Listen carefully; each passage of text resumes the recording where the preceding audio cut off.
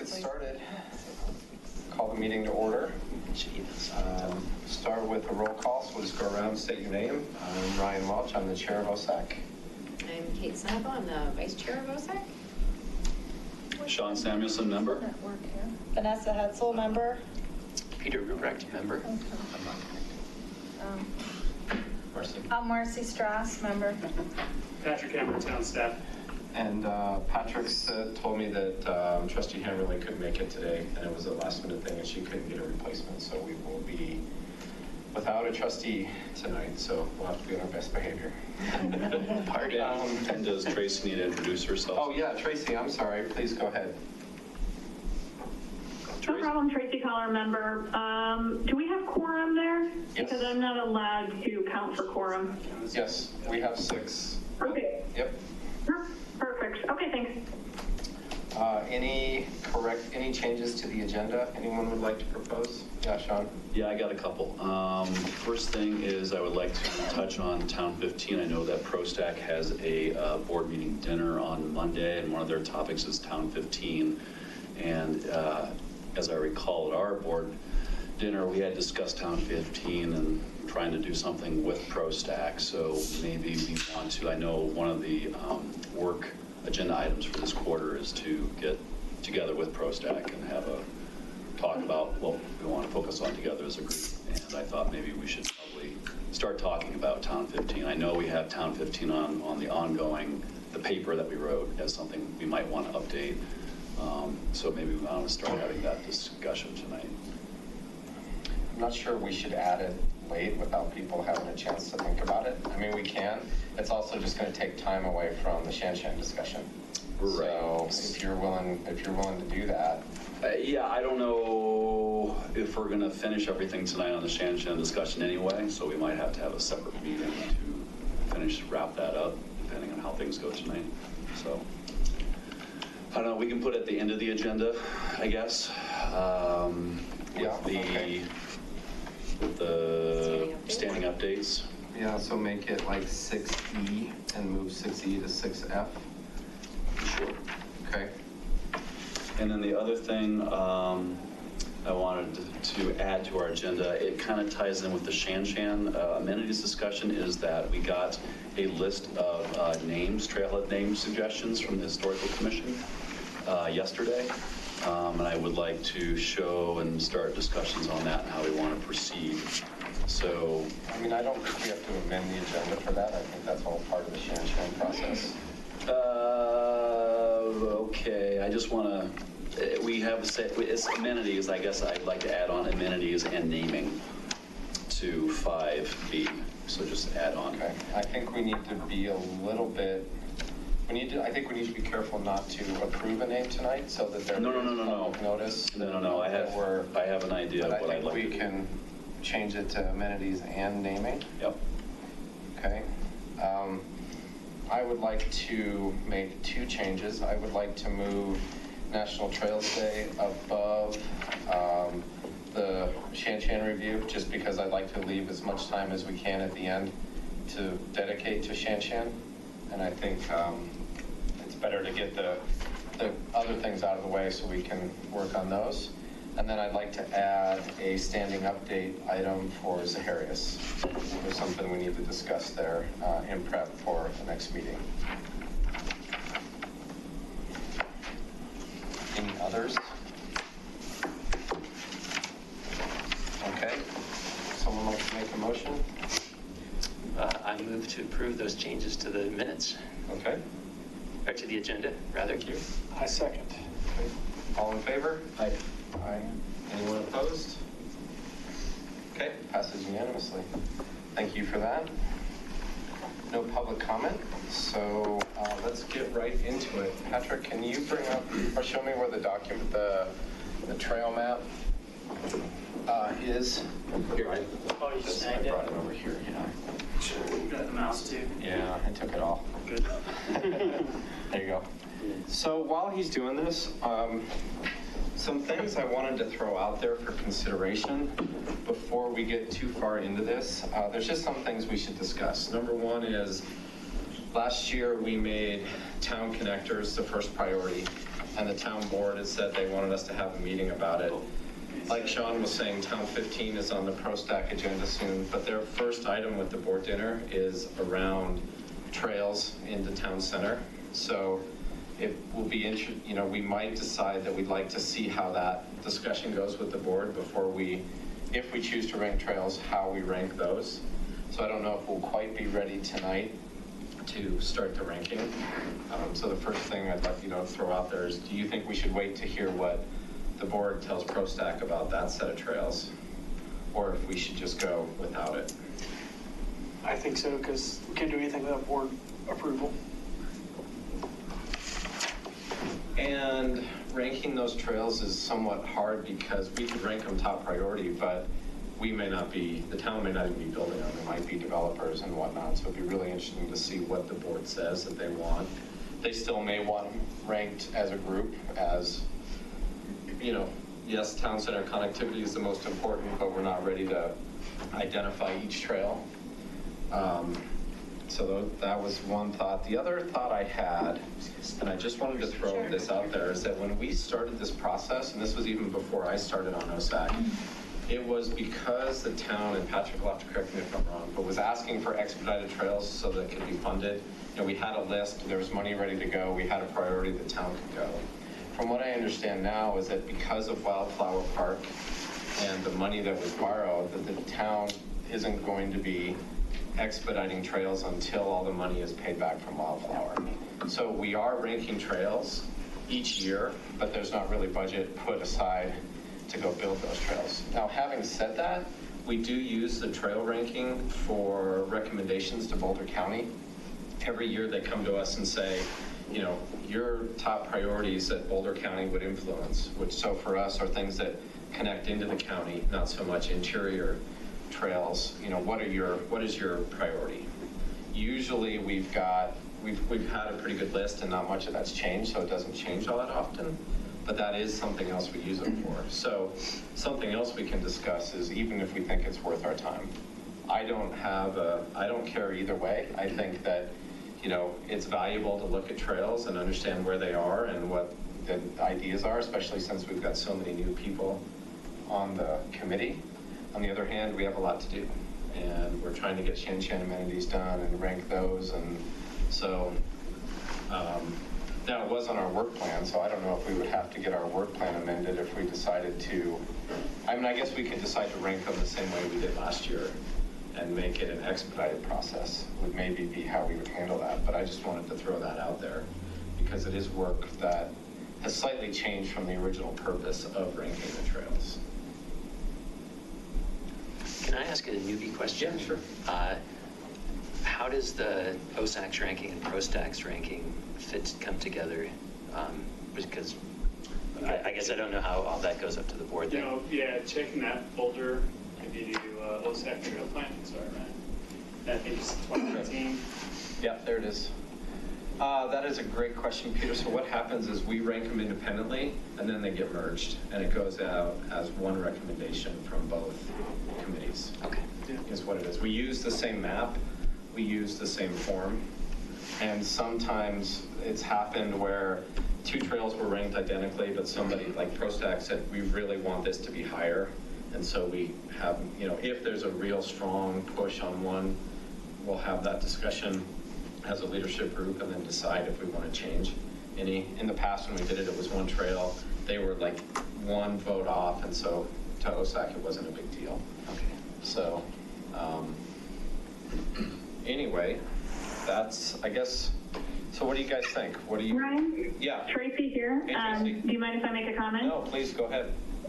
I appreciate you bringing that up because I think that would be a great way to save time. But then if we don't rank them, then ProStack is still going to rank them, correct? Not 100% sure. They most likely will. Okay.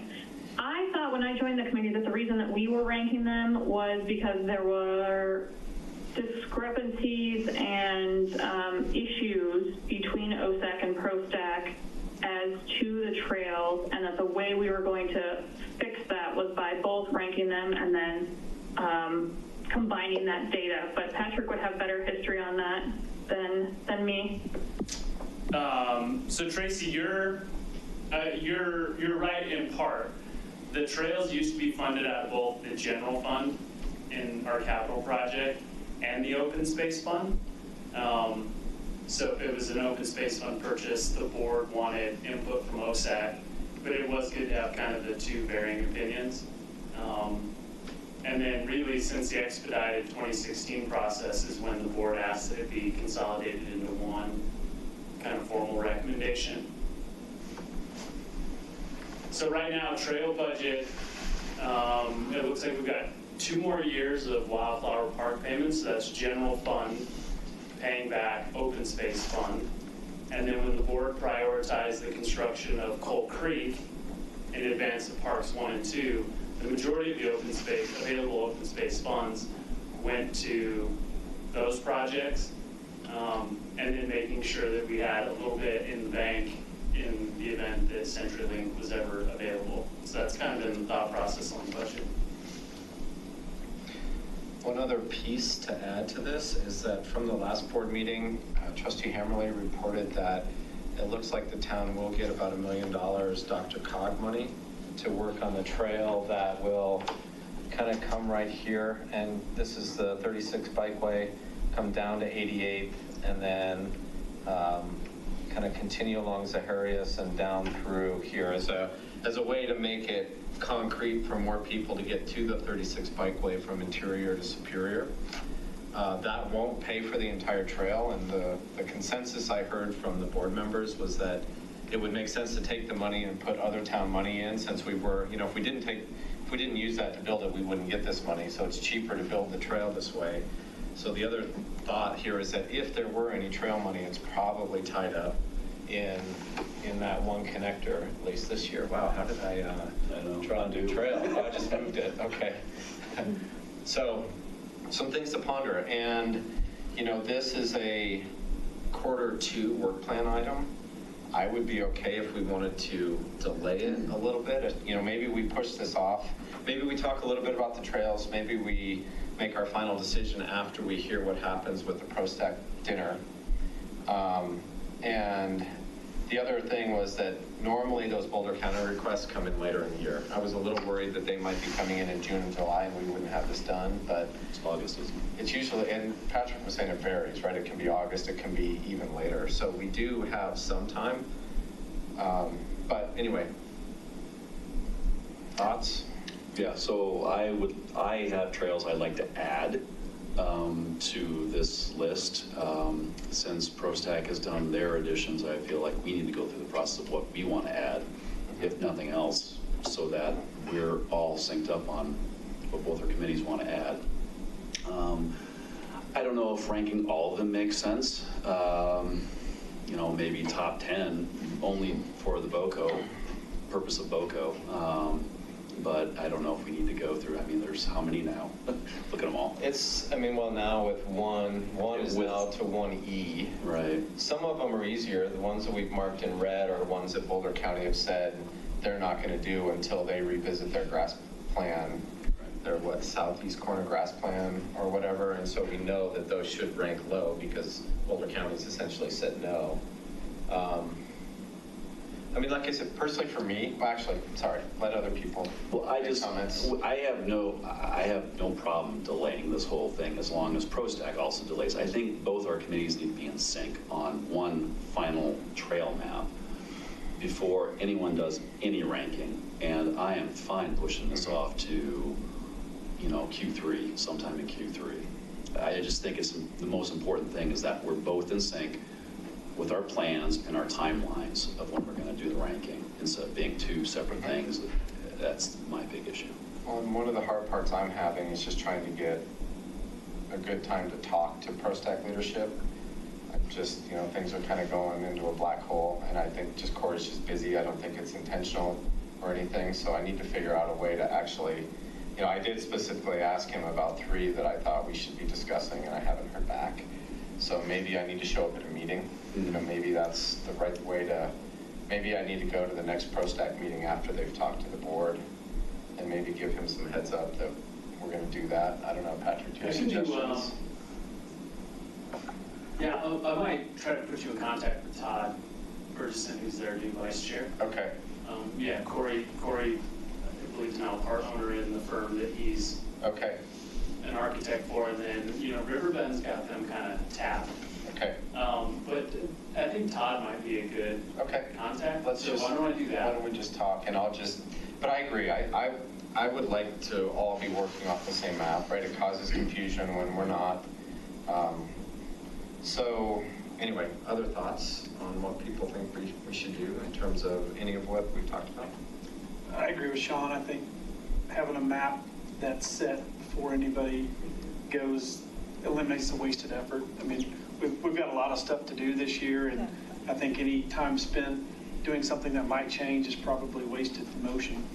Okay, Yeah, I vote to move to Q3 also. okay. Are you all open to talking now about what additions we think we'd like to make or changes tonight?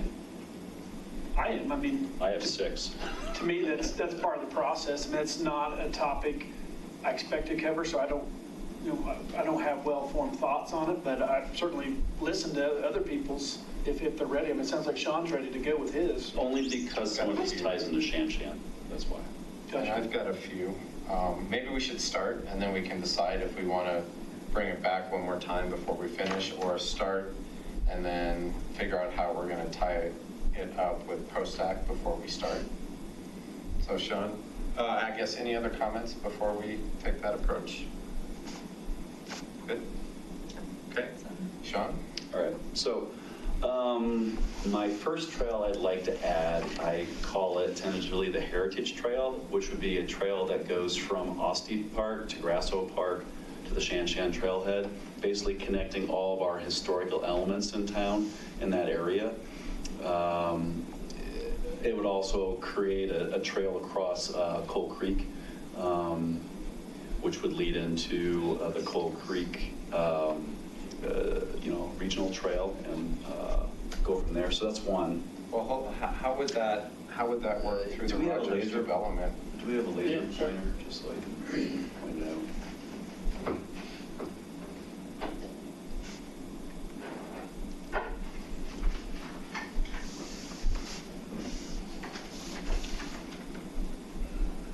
Good job. Thank you. All good. All right, so, let's see. So, Shan, where is it? Ryan, feel free to there. Google Earth too if you Yeah, want. so here's yeah. where our trail is going to be at number 7. Mhm. I'm suggesting that and where's the creek? Man, it's really hard to tell what's The on creek this. is right here. Yeah. Okay. So I'm basically saying have something start up here. I don't know if it's going to be, if we just have signs that say, follow the trail, the Heritage Trail up here to get to, whatever trailhead. But you would basically start at Oste, so people that want to know, historically more about Superior could start at, the old, what's that building?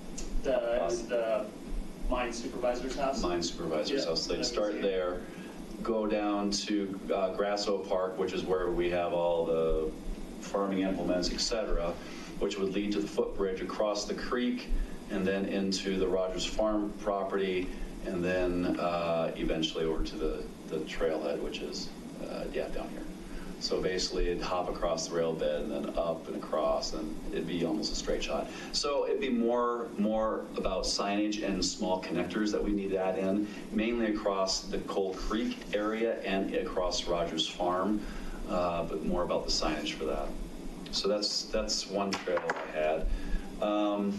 Another thing is talking with Larry Dorsey. Vanessa and I met with him, the 13th or 14th of last month, or whenever it was last month, 19th of last month. And we kind of did a walk across the rail bed and what artifacts might be there, historic artifacts, if there be any problem with us potentially. Because as we had discussed at our last meeting, we have the upper trailhead, or the trailhead now where it stands. And if we do decide that we're going to have a staircase going from the upper part to the lower part of this property, the people at the lower part don't necessarily have ADA access to the trailhead, except at the original 3rd Street. Where is it? Right, Thank top of you. the set. Yeah, the 3rd Street current entrance point. So Vanessa and I discussed with Larry, what if we were to move the Coal Creek Trail to the other side of that fence?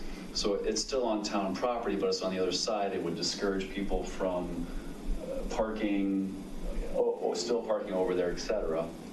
But it'd be on the other side of the fence. So that was another, basically diverting the Coal Creek Regional Trail to the other side. The other idea that Vanessa had was actually just moving the fence to where the trail currently stands. Again, that's also an expense right there. They're both expenses. I don't know which would be less. Are you guys following? Yeah, Okay. so, but on that trail though, do we know if we're going to be able to add access down there? Right, that was the whole agreement with adding Shan-Chan, that we would shut off all access below. So we did clarify based on, I don't know, I think Tracy's probably still on me, but Tracy had asked for clarification on that. We will probably keep like a foot traffic entry down there, but we will sign no parking. Okay. So if you're a So resident. it's eliminating parking. Yeah, so, yeah. Okay, and that makes sense to me. Yeah. Once we started at the end of last meeting really talking about it, it didn't make sense to shut that off because then you were closing off access to original town. Right. Yeah. But keeping it, signing it no parking, making it not look like a parking Yeah, lot. okay. And maybe bringing it out a little bit farther, for those of you who know, it's kind of that dirt lot now, and Right. it's noticeably a parking lot. We would get rid of that and then it'd be pedestrian. Shauna, yeah, that makes total sense as a trail there, because since we own that land and it not just being on the rail bed, but actually being a trail. Yeah. Okay, Right. yeah, I think that's good. Okay, so that's my second one. The third one, I'd still like to, this is already a trail, but I want to more formalize. The trail might be different for, this guy here, the Ridge Trail. Again, Vanessa and I had walked that way back when. There are alternative ways. It doesn't have to necessarily be along the road. I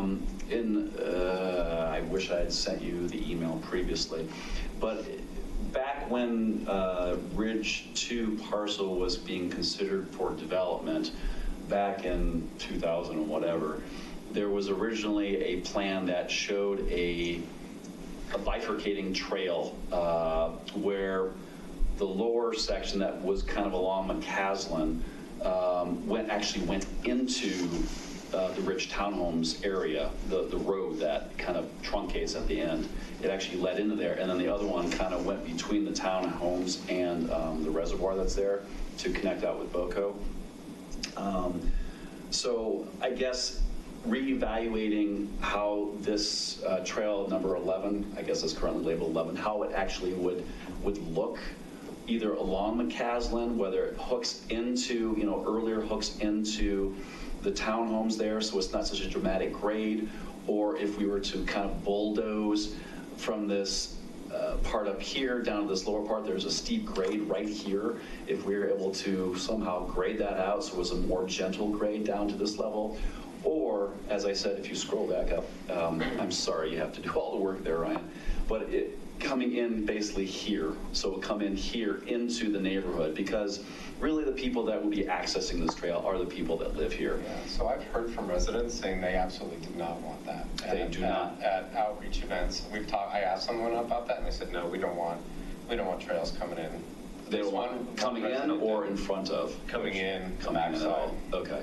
So they're okay with things in front of? I don't know if they were okay with that either, the one I talked to. Really? Okay, that's interesting. So, again, I guess that. But I mean, it's on there, right? Yeah, And it's so on we there. can- And I mean- thought the whole reason we started revisiting that was because we had heard from people, I don't know, way back when, July 4th or whatever, July that 4th. actually said they wanted it. Right, So- I think we'd heard from, I think we have to be careful, I think we heard from one person. Oh, okay. One person. So we They need to want be it. careful not, I mean, the thing is if it's a $2 or $3 million trail, are we willing to recommend that off of one person? Like, we just have to be careful of the vocal Oh, sure. majority on Right. that, where, Yeah, it'd be one of those situations because it is so close to residents. We'd want to do a poll of some type of the ridge in particular to make sure that is something they want or need. but I think this though, I mean, we understand it, we need to rank it accordingly. Yeah. And then if we say that's our top priority, then we need to be making the justification to the town for the cost, I think. Well, it's just this section down here. That's the question. There is a way around it. The Loris report that Patrick dug up did indicate that that would be the biggest expense, I believe. Is that right, Patrick? That, and then anytime I think you've got like a 3-foot grade separation, you just have to do the railing. But again, we were contemplating like going up, going down. But yeah, I mean, there's some cost in there. All right. But Okay. yeah, you're right. The majority would be at that end. Yeah. So for this one, it wasn't repeating what we have here, it was more reimagining other alternatives to make this different than what was originally evaluated. So it doesn't sound like that's something these guys want coming into their neighborhood. They still, if we're going to do anything, it But have to again, be I heard outside from one of. person and you've heard from one person, so I wouldn't say we actually know what they want. That's, I think, something we should try to figure out at some point. Yeah, okay. So that was number 3. Okay. Number 4 I had was, so with the new multimodal trail that links RTD to the underpass at Davidson Mesa, every morning that I drive my kids to school, there's this little section sorry, shaking too much. This one right here, there's no connector. The sidewalk just stops right there. And I said, why don't we just connect this little area so that people down here can actually have a sidewalk that goes all the way over? So again, it's just a little I think nit. that's- I'm sure there's a reason. It's the easement, and we're just trying to gain it, Okay. gain the easement. But Gotcha. if we can, in all honesty, that would be something that, Low hanging fruit. no, if we can get it, we'll do it. Do it. Yeah. Okay. But there's a couple little spaces over there that are no man's land, private owners, and they have to agree to give you the easement to get through it. Yeah. Okay. I agree with you. If we can get it done, we can just do it, I think. Right, okay. The 5th thing, which I had mentioned previously, was whether we want to put, if you go down back to the Ridge property, and I had sent out an email earlier in the year about if there was a possibility where we could actually continue this line. It's currently a driveway of some type. This whole property is now town-owned. If we continue this up and through this little space here and kind of skirt the edge of the reservoir out, so that we now create a loop here from our trailhead down, and then a loop down here down to the Colton trailhead. Because I think there has been some asks for if there's ever going to be some loops that people can use. BOCO going to be building any loops out in the open space or something where we could create something. And originally we had thought, well, maybe if we could get into that little, down in that area, that gate, right? But it didn't sit there, right there. Connect in there, and then we'd have that loop.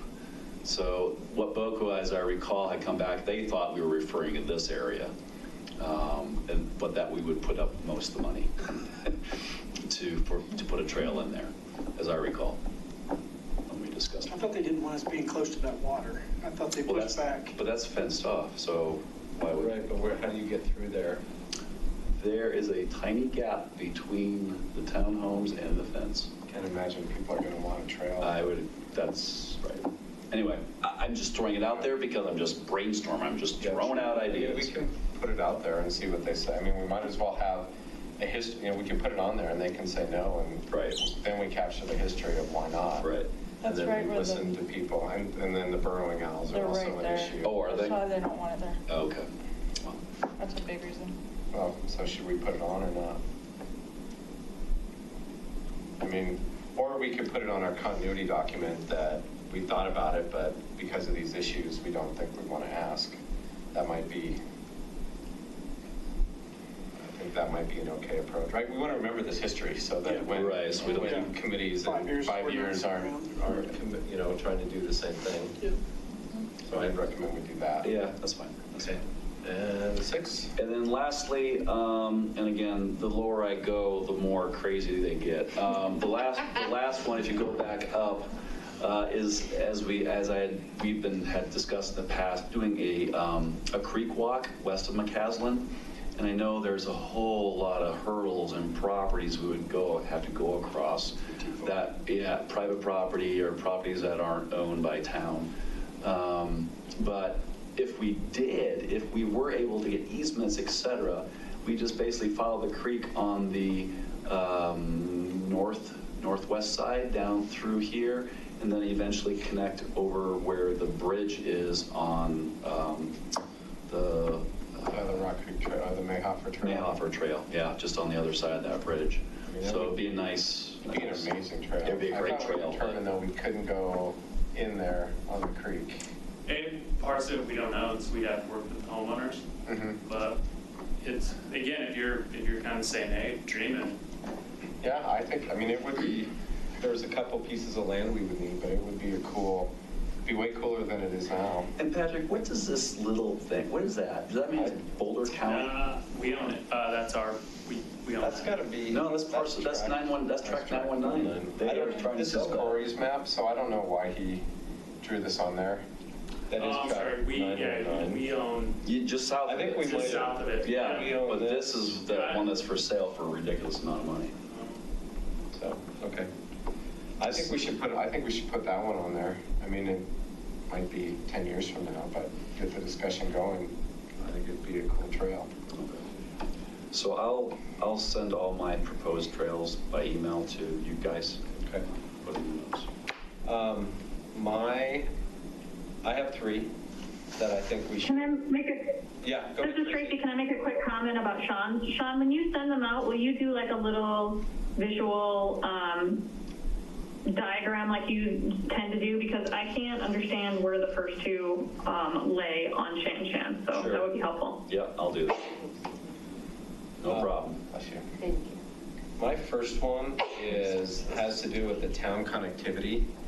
And the way that Corey has drawn this one is it's connecting into the town right into Tract H, but it's not connecting up through here. And I just think that we should be discussing that and shooting that down. Now, the interesting thing is in the map up here, it does show it. So maybe it's just more of a consistency thing on defining it. Do you guys know where it is? It's like right between the gated community and the non-gated Yeah. community. There's a little break in the fence, and the trail from town kind of goes right up to that and then goes either way. So can I ask a possibly crazy conspiracy theory? Sure. Somebody told me that part of the agreement for the town center and some of the trustees was that there was not going to be any connectivity between that gated community and town center. We, at the time, the trustees, when we built Tract H, were not interested in that connectivity. But again, I mean, I think why it's probably servicing back up is just a different group of trustees. Exactly. I think I heard there was one notable trustee that lived there that put the squash on it. Well, that's not true. And I do want to say that I live there, so I probably can't vote on this, but I can also tell you that the neighborhood is against it. We are solidly against putting any kind of connectivity trail in there. And 2.5 years ago, it was an issue before the trustees, and Mayor Folsom clearly said, we do not put trails in established neighborhoods. And they shot it down. Well, we were just asked to remove, we were asked at the time to remove it from construction documents.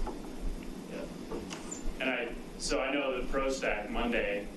And I'll be there. I'll be there as a citizen against it. Yeah, I'm just letting you know. No, I know. I mean, I don't have a dog in the fight. I know. But, I just think it's outrageous to put a trail in an established neighborhood at a dead-end See, I street. disagree, because we've got a brand-new section of town connecting to the other biggest section of town, and you're going to either have to force them out to McCaslin or over towards 88th. Well, then you have cars parked in front of your dead-end street. I have a trail and behind my house that I love. I have a trail behind my house. I mean, literally, on the other side of my fence is a trail. Well, I'm telling you, the neighborhood's opposed to it. We have a one-block street with no parking. You're asking for strangers to be walking by our houses. No, I'm not saying anything about parking. I'm saying Well, where do they hikers, park? bikers. Where do they people park? walking. Where So I do they think we park? need to just Purple Park. We're not gonna solve, like, we need to decide if this committee wants to vote.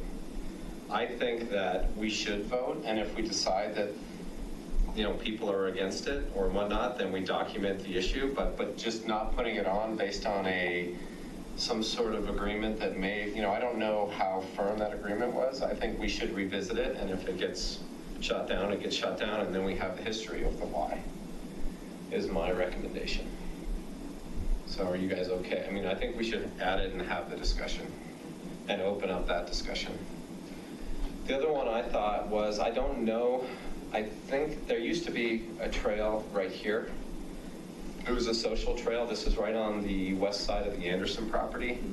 I thought they might be adding that back, as a construction goes. I don't know for sure, but I don't even know if I saw in the plans. I think there may have been a trail. There was supposed to be a trail that they were going to have go north-south there, yeah. on the Right, edge. so I think that might just be, maybe we'd even need to look at the Anderson plans, and that one's a no-brainer to just add in as connectivity. I mean, there will be a road here, so it's not that far, but if it's already in the works, we should add it.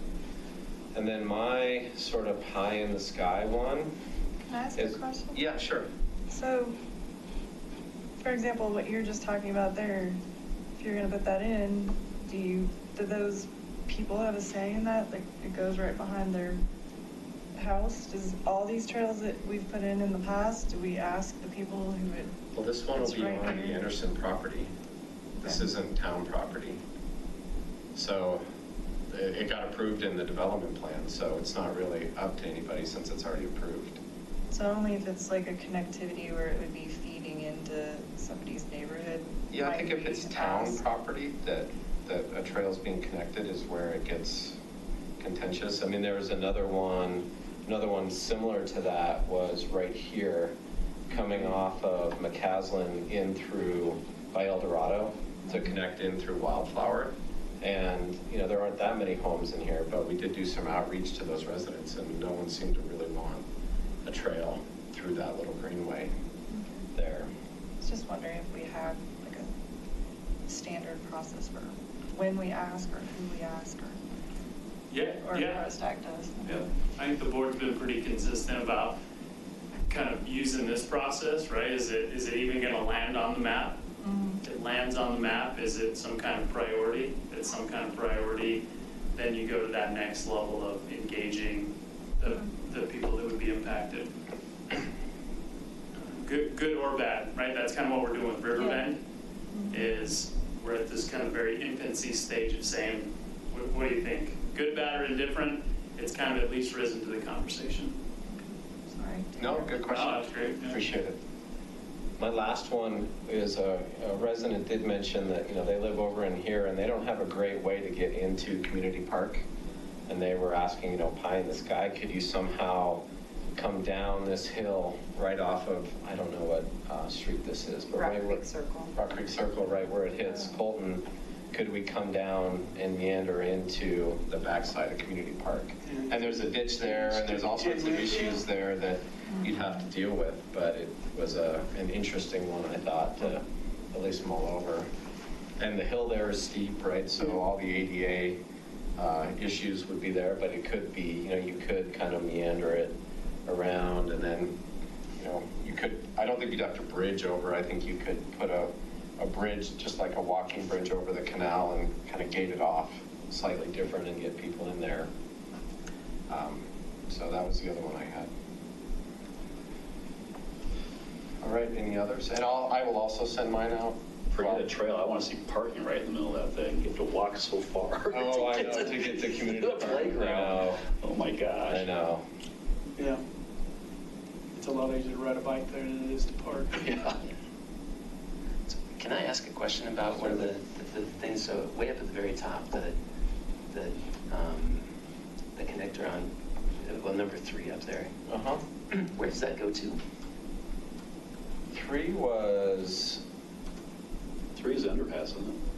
Or the, No, I think it was getting the discussion going on how do we connect to that underpass? And so it's sort of nebulous right now what it is. And this path right here is going to help, right? The one that they're building right now.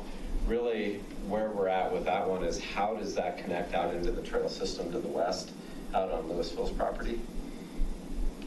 Through their water treatment plant and so Right. forth? Okay. And we've seen some preliminary ideas from them. It's in our Trails Continuity doc. You can see the map of where they were potentially going. And if and when we get a meeting with them, this is a great topic of discussion of, you know, what are the plans? How can we help on that one?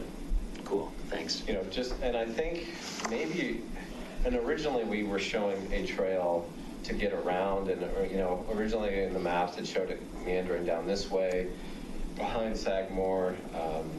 Boulder County said not doable, there's some issues there. It's drainage is bad. Yeah, so they just said no. So now we have this, and now, you know, this is all sidewalks, so we feel like, you know, maybe the only thing you would need would be some sort of crosswalk or signs, you know, something to get people over here. You know, this road just, it's scary when you're trying to cross that because people are hauling down Marshall coming into the Costco area.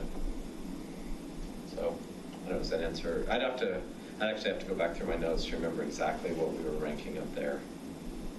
But it's Yeah, I wasn't one sure of if it was those like an things. underpass or if it was just kind of that would be good, but probably. Yeah, but I mean, because it doesn't go to anywhere though. I wasn't quite sure what the south We, was. so when I was on ProStack kept it on there, much like you guys are talking about for historical context, just to say it still needs work. Okay. Yeah. Since it is a state highway, It was something to do with the crossing, like Yeah. a sign crossing or something, Yeah. to get from the underpass that was established to the other side, but I don't remember. we've looked at the underpass option. We did some just real like high-level preliminary stuff, and it was $3 million or something. Right. And then I walked the property a couple times with City of Boulder, Boulder County, Louisville, and obviously us from the town. And I think that those conversations will probably dust themselves off again at some point, and trying to figure out how to get through. There were some agricultural uses that the county wasn't comfortable cutting through. There's the ditch use in there. And then when we added the connection behind Coal Creek Crossing, right, to the property down here, we had to, it was kind of a give and take was their request. So we had to drop an access point to gain an access point. And at the time, we had some resident pushback about being behind the houses there. So we removed that trail connectivity behind Sagamore.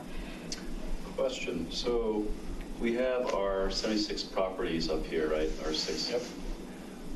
Is there an easement between those properties and the Sagamore neighborhood right here where we could potentially create a trail somehow? If I'm looking at this right here, in this wide open space that goes back, but create a trail that goes out here, because if you scroll farther left, if you keep going out, there actually is a bridge of some type that gets across the canals and ditches, and then you could actually get to the trails from there. So I don't know who owns that bridge. It's usually the water company. They're like, I'm trying to remember because I worked with Boulder County when they were putting that one bridge that's on the Meadow or the Mayhofer Trail. And that was like the holdup. Yeah. That one bridge took like 2 years to get with the Denver Water, whoever owns that waterway. It was a big pain in the rear. And I think, at least from my perspective, working with the county the last handful of years, is they're much more concerned with less entry points as opposed to more entry points. They're very interested in centralizing access into their open space areas as opposed to creating more of it. So, but again, it never hurts to, things change, as people change and as administrations change. So, but yeah, it's a good point, because I think that's called determinable property, if I'm not mistaken. It might be a little bit further down, but there are, easements out there. There's big Excel easements out there. There's still the easement for the old railroad still out there. Right. So, So, I mean, we could, as another suggestion, bring it, if we were to cross somewhere in here, maybe at the street here, have a crossing right there, we could suggest a trail that comes out here. We'd have to expand this map out a little farther to show where the bridge is, but it would then connect in there. Again, that's very, very far-fetched, but it is a possibility. Otherwise, they have to come all the way down to the dirt road down here to get on right now, or all the way up Marshall Drive to get over to whatever, what is that, 66? I don't even know. I mean, at least there is sidewalk here. There is You can sidewalk. do it without being on the road or crossing a busy Right, street. right.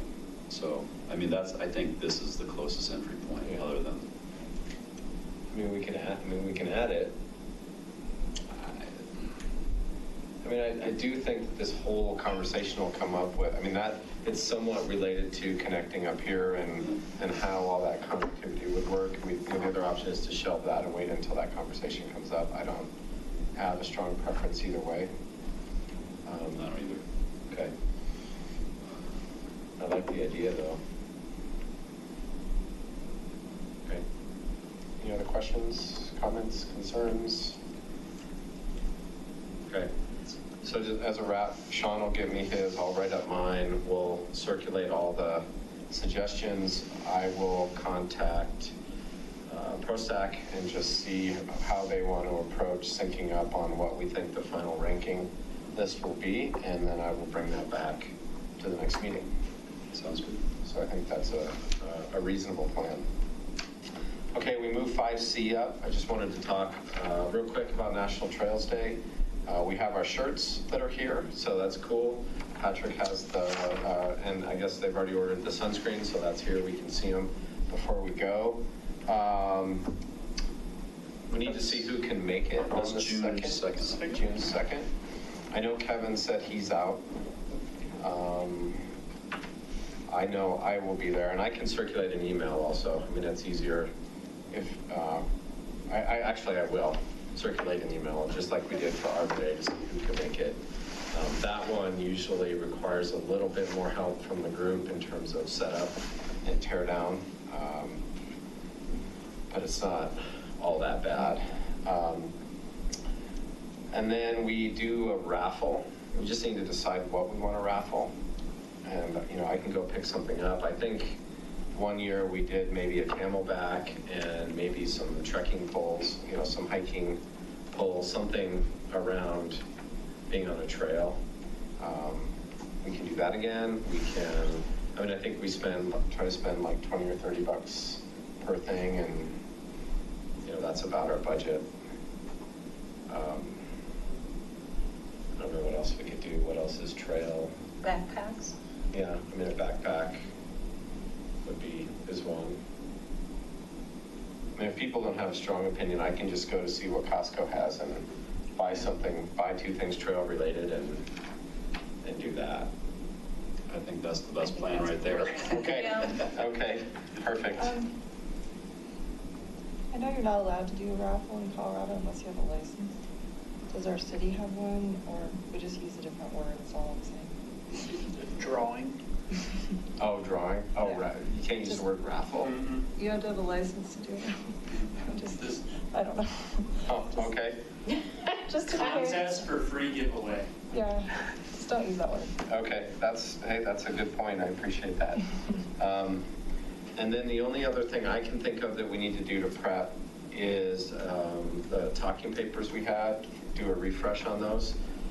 I will rework the e-bike one that I was managing for Arbor Day. So the one I got you guys was redone.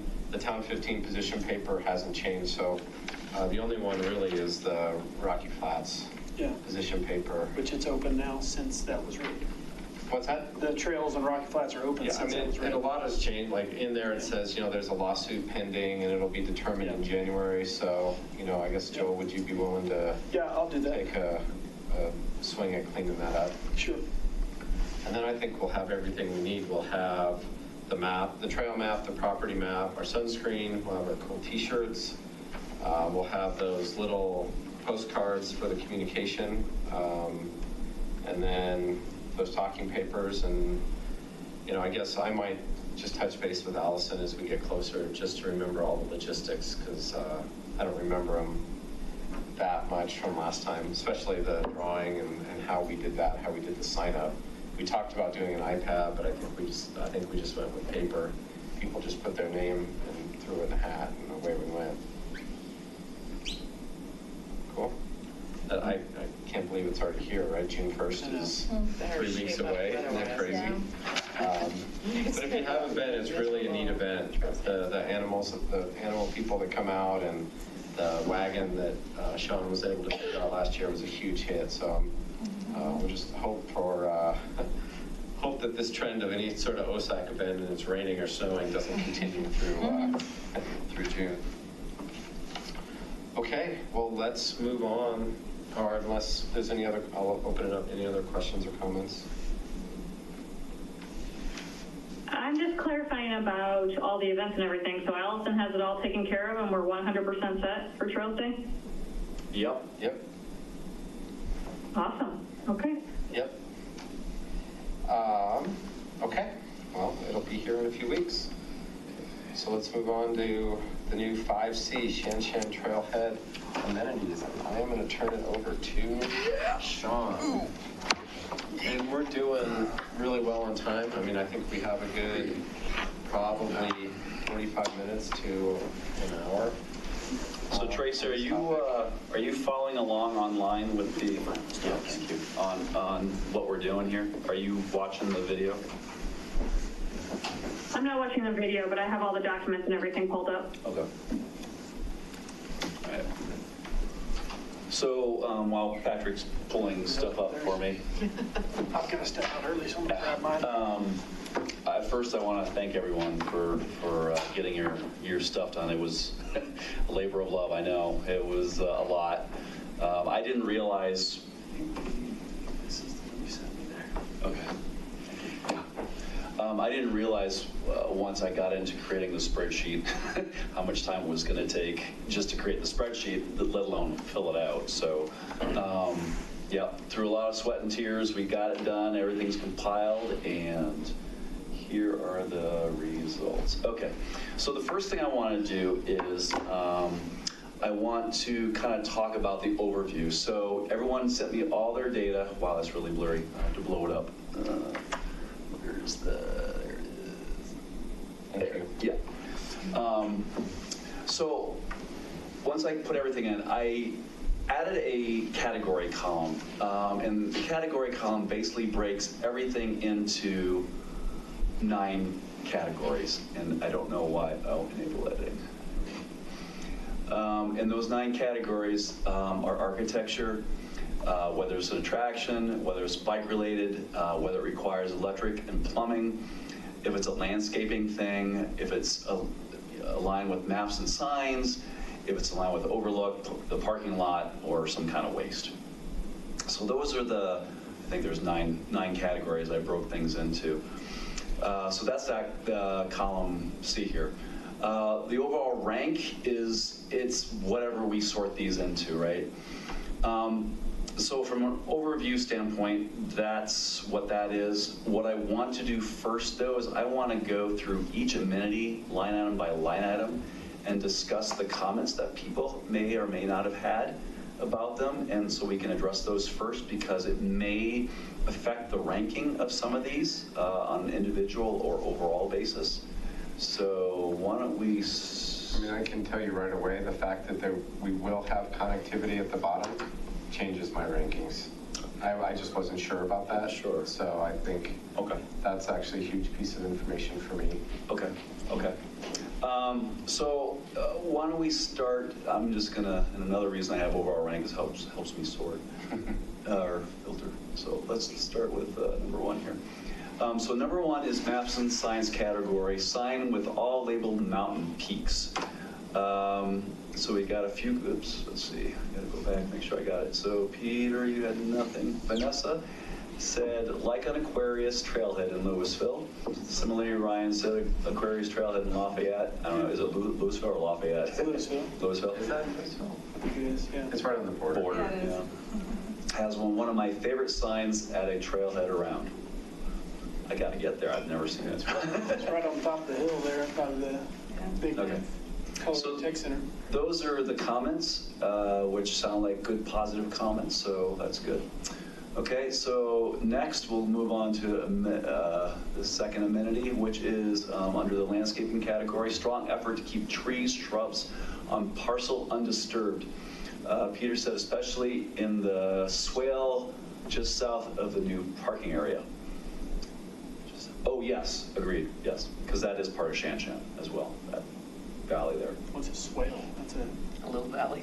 okay. I learned that. Nothing I should learned really that get when they disturbed. had to It would just be to redo make the sure house. nothing does during construction. Like Right. nobody's pulling a bulldozer in there to arrest it or something like that, which I assume there's rules around or not really. No, we'll want to make sure that we're riding them pretty hard. Okay. So that'll be a condition, right? What we do is we'll go out and we'll mark the trees. And say these are, these are, you bake them, you buy them kind of trees. Some stuff is unavoidable, but they should be able to navigate pretty well in there without anything. There's a little like shed down in the bottom of the swale. Is that a utility building or There's no something? pump. That used to, so there's an old historic ditch up there, and that's the gate valve that controlled it when you let it under the Caslin. It's been abandoned. Oh, okay. I just assumed we'd have to put some kind of a fence or something anyway to keep people from going down in there. If There's some social trails through there already. Are there? So, I just figured though. if But we what put- the whole area will have to be fenced because there's cattle around there anyway. I mean, like from the Yeah. parking lot, it'll be completely fenced in, if I remember right. yeah, no, the parking structure will for sure because of the seasonal cattle. Yeah. It's just once we bring the public into that parking lot, I mean, I know my kids would be like, oh, there's a playhouse, and run down there and want to go in there. Oh, so See what like, I'm is it a saying? danger, like if that's actually, We can look at it. Because I We didn't might know need what's to just- in there. just as a safety, yeah. Okay, so moving to the next comment, Vanessa says, please save the large cottonwood at the bottom of the hill. So the large cottonwood that she is referring to, do we have Google Earth on here, Patrick? Just, Yeah, if you just go to Google at the bottom. Actually, oh, sorry, man. That's all right. Google Earth Pro. That's what I want. Thank you. I don't know which version this is, so sometimes Yeah, I just know, it going wants to that regular upgraded. Google Earth might actually get you more relevant. All right.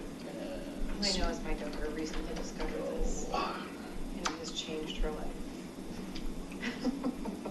At 7, she had I no kind of idea. wonder if this is the oldest tree in Superior. All right, so zooming in using Google Earth, hopefully will make things a lot clearer.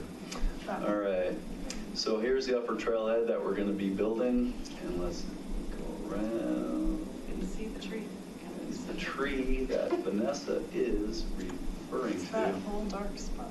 Yeah, why is this not, it's just giving an overhead view, how do I? If you drag your little yellow guy, drag him down onto the chasm. Oh, okay.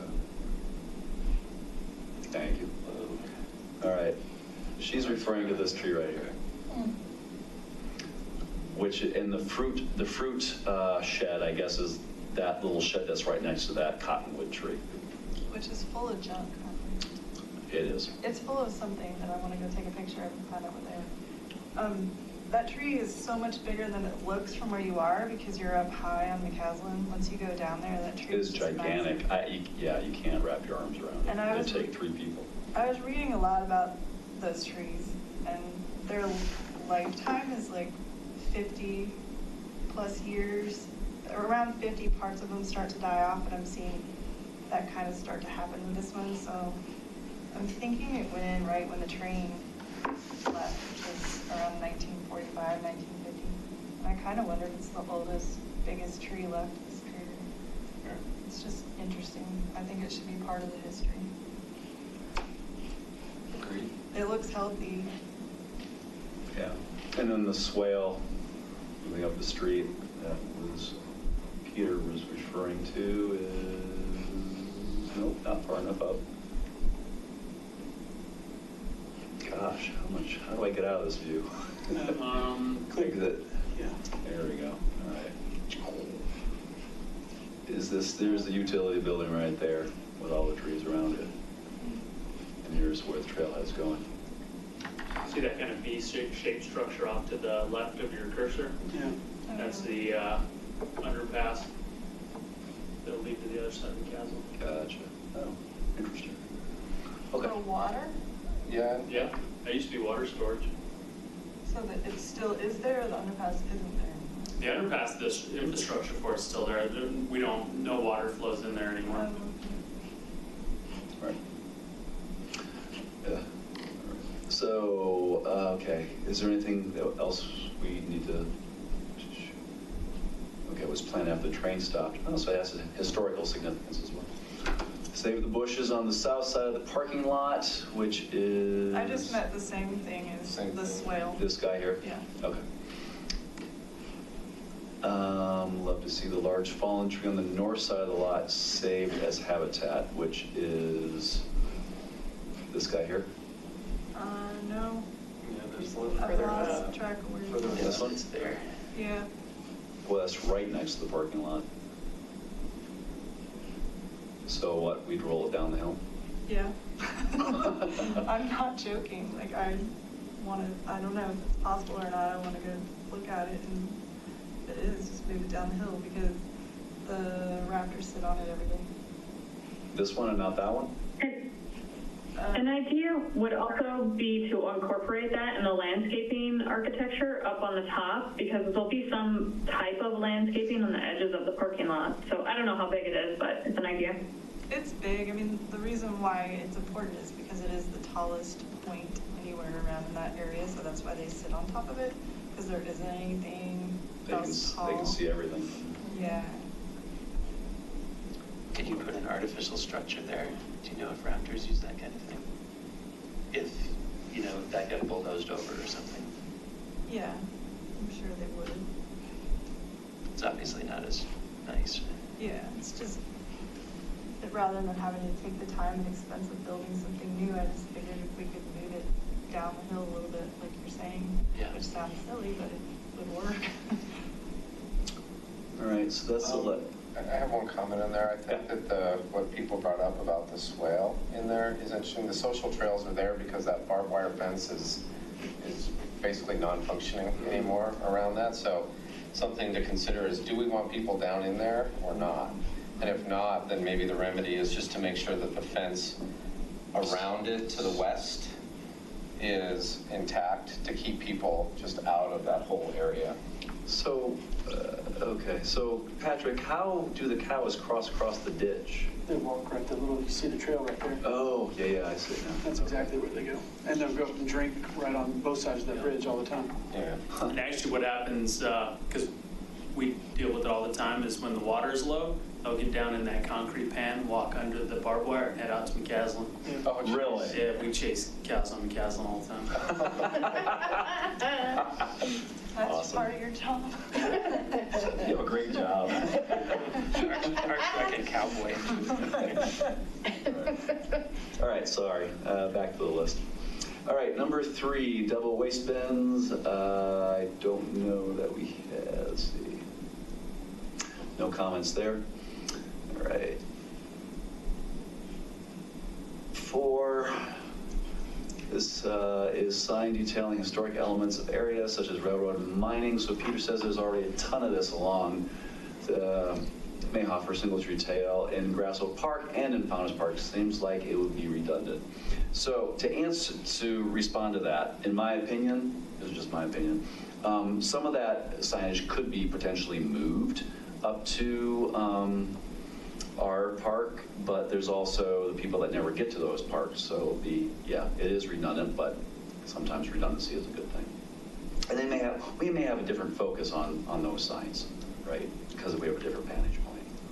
I think the point is, people, Shanshan's gonna be more accessible. People just pull in right off the Caslin. There's gonna be a lot more people coming there. The point is, we want them to understand and know that that's a historical area and hopefully respect that. Be aware of that. Let's see, Vanessa says. Tracy here. I'd also like to evaluate those signs to see what they actually have on them, so it's not totally redundant. I mean, I think it's a good point that Peter has. Yeah. Mhm. Vanessa says, preserve what is on this land like the fruit stand. Is that relating to signs? I don't know, maybe not. Was trying to figure out how that, okay. Maybe I put that in the wrong place. Perhaps. Joel says, definitely think that the theme motive of this area should be, or should incorporate the history, you know. And lastly, that's it. Okay. I mean, I think the other interesting thing here is I think we could get fairly creative on where we put the signs. I mean, you don't want to walk up to the trailhead and have 8 signs here and 4 signs here. It's going to look like, you know, pulling into Las Vegas. But, you know, if you have a wood split rail fence, you could attach it and kind of have it angled, and different pieces of, you know, the history or whatever kind of as you move down the fence could be an interesting way to do it without it seeming really, you know, really large Right. and tall. I don't know. I think how we do that would make, you know, deciding what we want, but how we implement it will make a big difference in the feel Or even of the similar to trailhead. like Marshall Mesa Trailhead, where if they have like the, is it Marshall Mesa? Yeah. Yeah. Where They have like the curve. Yeah, the curve thing where they have, you know, photos or whatever, kind of talking about the history of that spot. The thing that gets tricky up there is there's just not much space left Yeah. after they build the trail, right? I mean, pretty much that whole plateau is trailhead, you know, parking, and, you know, there's just, then you're right out to the trail and away you go. So I think we can fit it all in, and we're just going to have to be clever. Okay, number 5. Go Hey, ahead. Sean, Yeah. Tracy here. I didn't get what Vanessa said about the fruit stand. What is the fruit stand? So the fruit stand is the stand that was down by the old cottonwood tree by the rail bed at the bottom of the Shanshan property.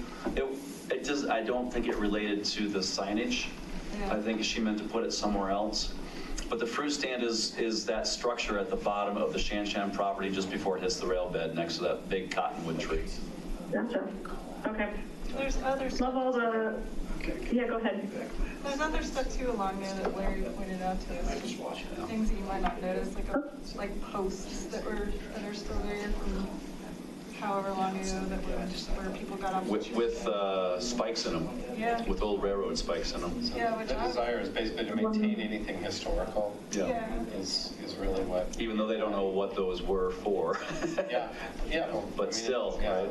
I don't know, I just get into all that stuff. I was going crazy about all the little nails and spikes and But I stuff don't in the think posts. I don't think the goal is to make it 75 something years that's old. bulldozed and should be clean. I think for as small as we are, we want to keep as much history Keep it all. I think we're going to keep it as natural as possible. I mean, we are OSAC.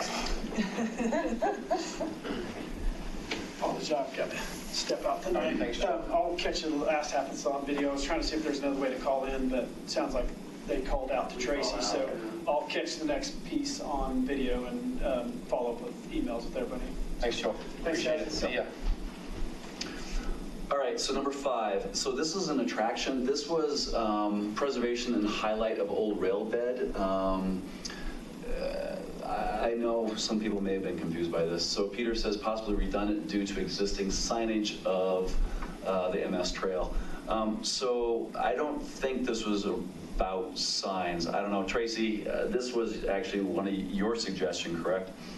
Of your... Yes, yeah. And although signs plays a part in it, it's like, I think it was Ryan who just said, so it's not bulldozed. So the actual rail bed is maintained as historically accurate as we can, and we highlight that with whatever millions of ways we could get creative and highlight that with a bridge over the rail bed or simply doing signage or doing other creative manners. But yeah, not just pointing out this was a rail bed. Does that help? Or turning it into parking. Well, you know what would be, I mean, this is not even OSAC, but what would be really cool is if you could actually put some rail down in there and put like an old Yeah. car or So like the that- historic commission wanting to do something like that, or. That was could be my really suggestion. cool. We've, that's been discussed in the past. And why did it not go farther than that? You know, again, it kind of changes. Previous boards haven't actually been all that interested in promoting this, like, deep history, just because the thoughts have been conflicting with the mining history in Louisville. So just at the time, it didn't go. I think from our point of view, though, the fact that there's potential for some sort of history or preservation, that we should just try to keep it as natural and intact as we can. Did you say? Not as we can, just not plan anything on that space and just keep it. I'm sorry, Patrick, did you say it conflicted with Louisville? Did I mishear that? If people, I think that at the time, we had some elected officials who felt like that was Louisville's identity, Oh. is the kind of rich mining history. Okay. You know, so I know when we were looking at naming like Wildflower Park or Founders Park, the board said, no, historic, we're not calling it a mine this, we're not, you know. And that, but again, different boards, different groups. Yeah. And of course, every person is entitled to their own opinion, but the history goes from Louisville to Superior. And if you read all of those old historical documents, I mean, the railway and the mines all are right beneath our feet there in Superior. So we have just as much a claim to it as Louisville. Didn't just stop in Louisville. Thanks, I John. think we agree, like we should, it's a little bit of history, let's preserve it. Let's see, so Vanessa says the old rail bed is naturally flat and wide for a trail, and many towns preserve rail beds, and we should too. Ryan says, not sure what this means, but now he does. Marcy says, I think this one is very similar to the one above, goes hand in hand. I'm not, sorry, I'm sure that was referencing. Just preserving history. That was preserving history. Yeah, I thought it was the same thing. Yeah. And I said would like placement of an old steam locomotive or perhaps a trolley car similar to Denver interurban car M157 and perhaps make it into a diner. So I'd like to see something significant, personally. I'd like to see something big and significant, something that really catches your eye, something that says, wow, I'm in Superior, wow, that's super cool. Yeah. Now, a steam engine I know are pretty expensive, and as, you know, laying railroad beds, so maybe not something maybe that big, but something that ties into the railroad and mining and coal cars. You know, we have this wonderful little coal car out front here. You know, if we can get more of those lined up in a row or something along that line. I just feel like when you're driving up, yes, you see that, but also you're seeing the history of that area, the mining area. And what would be cooler than to see something like a train or, you know, because there's so many train people around here. They just love that stuff, right? I just wonder if there's anything from here at the Railroad Museum. Not from Superior. No. No, but the mine cars that are in town were either from the Marshall mine or further down, I think one's from the Monarch mine. So the coal cars were in this area. Yeah. I mean, this is awesome. It seems like it might be more than just for the trailhead amenities. I mean, it seems like this might be Historic Commission It would be territory. a lot. It'd be, yeah, absolutely. So I guess I love the idea, and I think we should keep having the conversation. If it doesn't make our ask for the trailhead, we should just keep on it and see how to Maybe hand they this have off. something they can loan us. Yeah, maybe, or I mean, I'm not sure we how we can. push that, but I think even just bouncing it back, saying that, you know, it's beyond what we see as one of the amenities, but we love this idea and we, you know, you have our support, you know. But our that's plan is something to if make you sure wanna that the move it. rail bed That's right. stays intact so it could Yeah. be used Yeah. for any sort of future. Placement of Yeah. artifacts. It'd be even cool if you Yeah. have a rail there and you get one of those hand pump. And When you we can sit named on it, there and- when we renamed it Depot Street and then Old Railway, which is the existing street, I think that's kind of the plan. I was actually kind of looking through all Yeah. seeing if we can get like a shot of what it looked like. But we do, you know, we've got lots of pictures of the old depot. We know like the locations. I was actually trying to see if I could find an old picture of what those structures would have been on the Caslin. I can't come across one. Well, or now that that tree. fruit stand, maybe you do like a replica station or something. I don't know. That starts getting Yeah. bigger, but it could build into the whole, you know, we own that land now that we could. Right. Which is where you would put your restroom, I guess. Yeah, I mean, that could all be built in Yeah. to all of that. And I would imagine it'd be a little easier to run the electrical and plumbing from there as opposed to up higher because you have all the development going on there. Anyway, so that's number 5. That's what that meant. Can I ask a question? I don't know where this fits in, Patrick, that fruit stand is full of like a ton of junk. How would we like, if we just eventually get all that cleaned out? Like, there's literally a toilet and a shower, sinks and stuff in there. Couch, yeah, there's all sorts of furniture and different things. Yeah, you know, what we did with the actual Shan house, we just paid somebody to come in and bulldoze it and get rid of it. So we'd probably just have to pay an abatement company to come in and kind of hazmat it up and get stuff out of there. Okay. It looks like they just moved a bunch of stuff that was in that house down into that shed. Yeah, I mean, it's always kind of, I remember even like 10 years ago when I first started looking in there, and it's always kind of just been random stuff. I'm assuming it's from whoever owned that home. Yeah. But that's a priority of the group, that we kind of get it cleaned out. Well, so. You know, from town staff, I guess, honestly, I think we'd always assumed that the group was going to want to get rid of it. So that is the question, right? Do we want to keep the fruits? That's a separate discussion from this, but do we want to keep the fruit stand, or would that be a location of something alternative, like a depot type structure where you would put a full plumb bathroom, et cetera? So, but that's a later discussion. What we've done with other historic structures that haven't made sense where they're at is we take the wood and then reconstruct something somewhere else with the wood. So the outhouse in Asti Park is wood from the Mayhofer barn, the original Mayhofer barn. Oh, okay. Huh. There's just old fence and old wire and big old metal scraps and all that junk littered all over that property.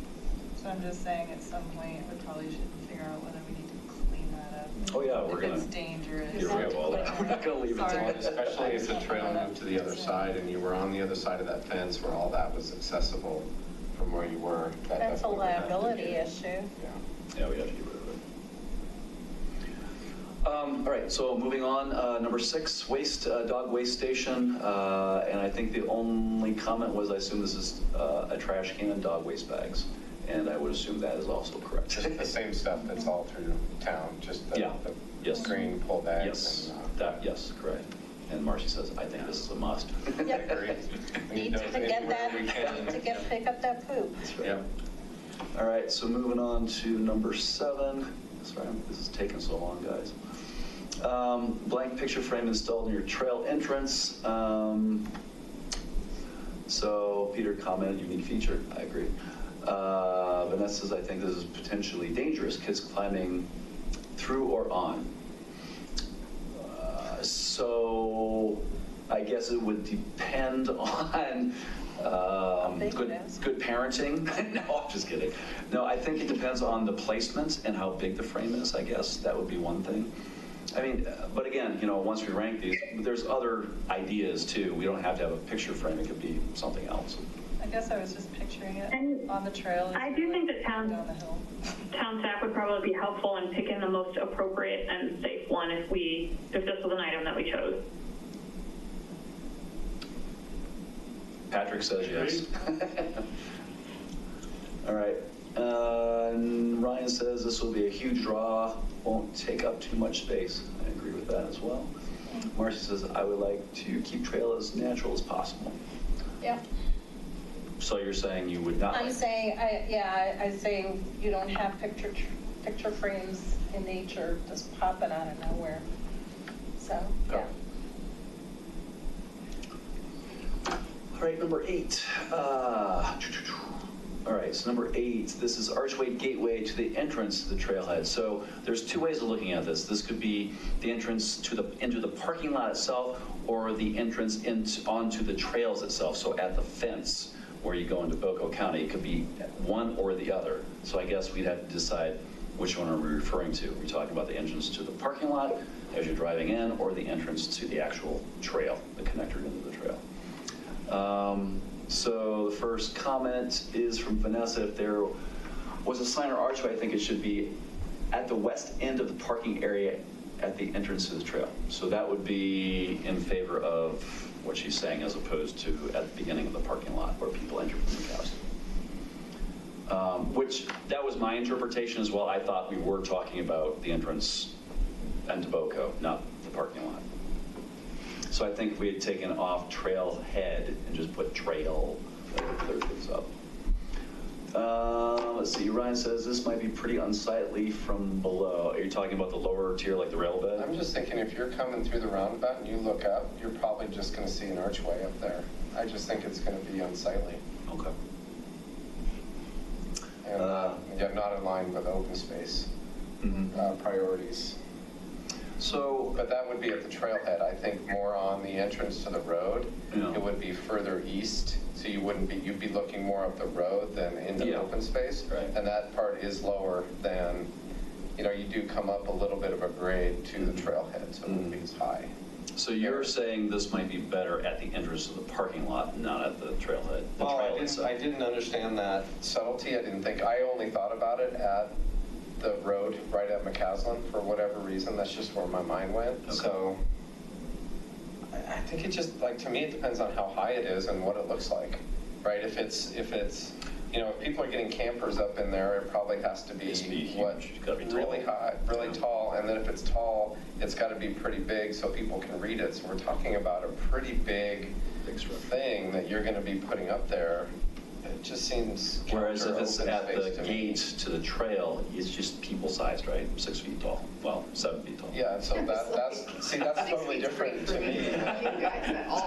That's totally different to me than, something that's 17 or 20 feet high down below. So I think you'd that have a does real matter. tough time designing something that would kind of blend in and look natural, Yeah, unless you want to use one of the trees. So the other Maybe way the pond of looking at this outside of that is instead of at the entrance to the trailhead, you could actually have it at an overlook area on the lower tier where it's not as obvious because it would potentially blend in, so people could, similar to the picture frame, if they want to get a picture of themselves and their family, gateway to Boulder Valley, town of Superior, with that, the archway and the mountains in the background, that could be in the lower tier area. so that's really the intent, is that so there's some sort of frame of reference when you're taking a picture. Right. So to me, it seems like we either have the picture frame or we have this, but not both, since they're both sort of fulfilling. That's right, because I think I had both as overlook items. The picture frame, well, I can't, But it's sort of one design amenity to allow there to be right. be that. So Right. I think it's, And I think it's cool. The whole purpose is for picture taking, really. yeah. I just want to say, I made comments on things that I didn't even want, just in case, everybody else wanted it, because I didn't even want that. So actually, I stated what you just said.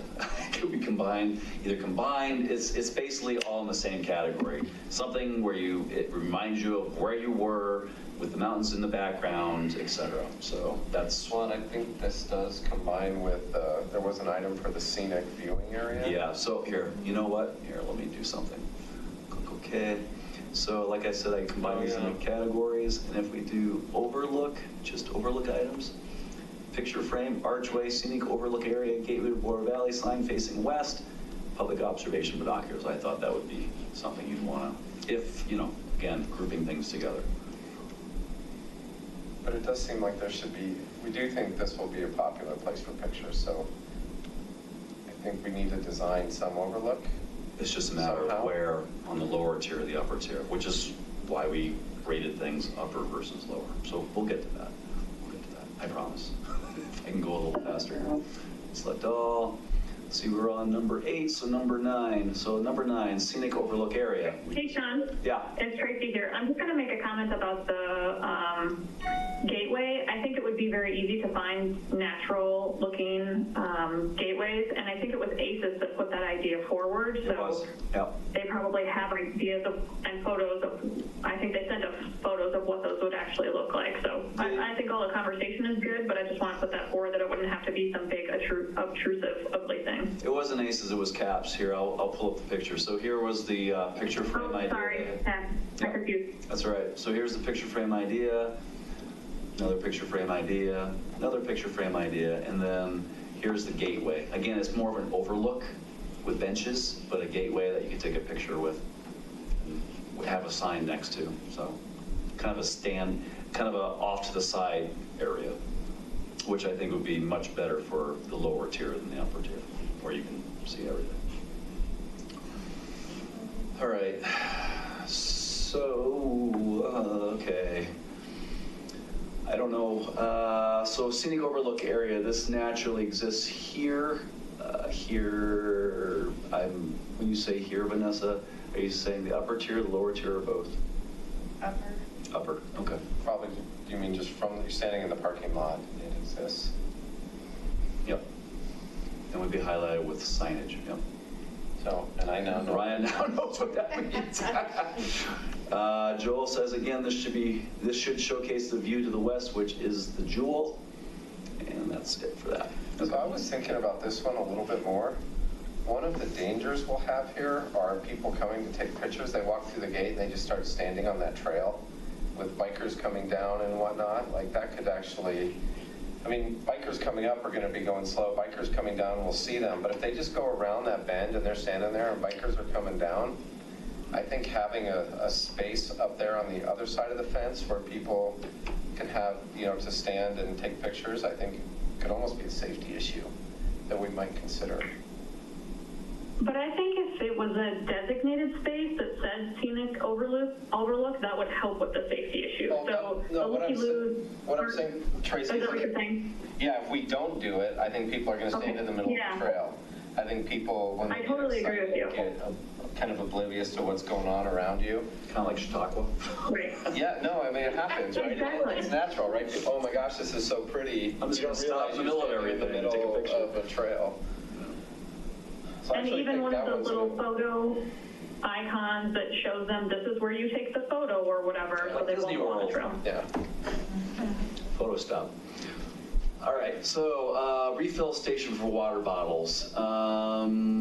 Let's see, I think there were a couple. Make sure, yeah. So Ryan says this would be awesome. Not sure about the install and maintenance of something like this. Well, it depends on which tier we put on. So I don't know that we have water plumbing going through up to the upper area, do we? Will we be able to get plumbing through to the Yep. upper? Okay. Because Will there need to be for irrigation?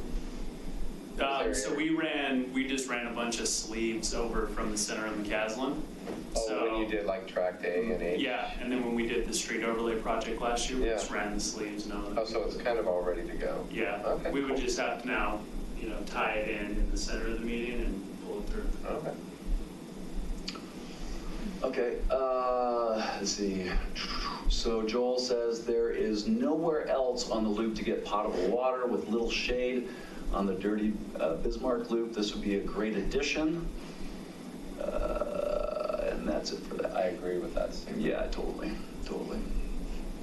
All right, so next is, I mean, the only issue with something like that is how much maintenance does it require, right? Do those things get gross, or do the filters have to be replaced, or? I don't think so. I think the schools, all the schools have the water fill stations, right? Outside? Inside, oh, I don't know about outside, that's a good question. This is all We outside. have drinking fountains outside and we clean them. Okay, Yeah, Or because the water or the weekly. dog park, and, yeah. okay. And then they get winterized, when the Okay. irrigation system shuts down, we shut them off So as that's the well. thing, they would be in service 6-7 months a year. But that's the heavy traffic usage time and when you need it, so that's cool. So the last column on the left is the overall average rankings for all of this? No. So this, I just put this column here so that when we sort, this column shouldn't change. They should always be, whatever we sort by, that's the rank of that sorting. So that's just basically a reference based on how we sort way back here, all Do this you stuff. have a column for overall rankings for all of us? Well, that's what these committee totals are. Oh, okay. So when we sort, these numbers will then say, oh, okay, so that would make it number 7 if we're sorting based on. So it's that column, okay. Yeah. Okay. So we can do it by this column, we can do it by that column, or if there's a tie, do it by this column, then that column, or vice versa. Again, there's so many ways we can slice and dice this data that we have now. It just depends on how we want to do that. So many columns. So many columns. All right. Tracy here. Hey, Sean, I think that this conversation is awesome, but I just want to remind you that we might need to pick up space. Right, I'm trying. All right, rustic outhouse architecture for any on-site bathroom. So that's not an amenity, that's just a description. So if we were to have an outhouse, of some type, whether it's unplumbed or partially plumbed or fully plumbed, that maybe we want it to be rustic or time period oriented. So the comment is, if there is a bathroom, keep the design simple and natural, from Vanessa. I think there are standards from BOCO on this. I have no idea. Are there standards from BOCO on architecture for restrooms? So we can't do rustic? It'd probably look a lot like what you see down at Colton. Okay, so big brick standard Yeah. looking. Okay. So there's no deviation at all, Patrick? I just think it'd be something that we probably have to run by the county. But they Okay. keep things fairly uniform. I mean, when you go to any trailhead, they all look the same in Boulder County. Yeah. Yeah, they're very boring. Okay, thanks. I would hope there'd be some leeway since, you know, we own it and are maintaining it and et cetera, as opposed to them, right? I don't know, they dictated what Colton looks like and we own it, and maintain it and pay for it. Okay, well, that stinks. All right, birds of prey perch. Not sure where we go. Won't be many places on the property without human activity, maybe halfway down the hillside, question mark. This is from Peter. Save the existing one, the tree on its side, which is what Vanessa was referring to at the top of, just beneath the parking lot. Ryan says, I put lower, but I think the bird experts should know best. Oh, sorry about the typo, experts. That's fine. We got it. Marcy says, can't we just use tree on side, which is what Vanessa was also referring to, and I had nothing. So, yeah, how many, are there a lot of birds over there? I mean, do you, I see birds lots of there. birds of prey? Okay. So, again, so back to this Google Maps thing, I was trying to figure out, there is, you know, we could put it down in this swale. I love saying that, swale. Because there is already a bunch of trees down there. Maybe that might be another good natural place to put it, just because there it's kind of hidden. Maybe, I don't know. You guys tell me. I'm not the bird expert, but Well, if you want it to be for birds of prey, they want to be able to Up see as high out as from possible, it. so So it'd they're be like in an open and high space. so yeah, the tree would be a possibility there. There is, when Vanessa and I walked this with Larry, there is this bunch of trees right here, and there's this little, the fence kind of goes up here and then cuts in and then goes up more.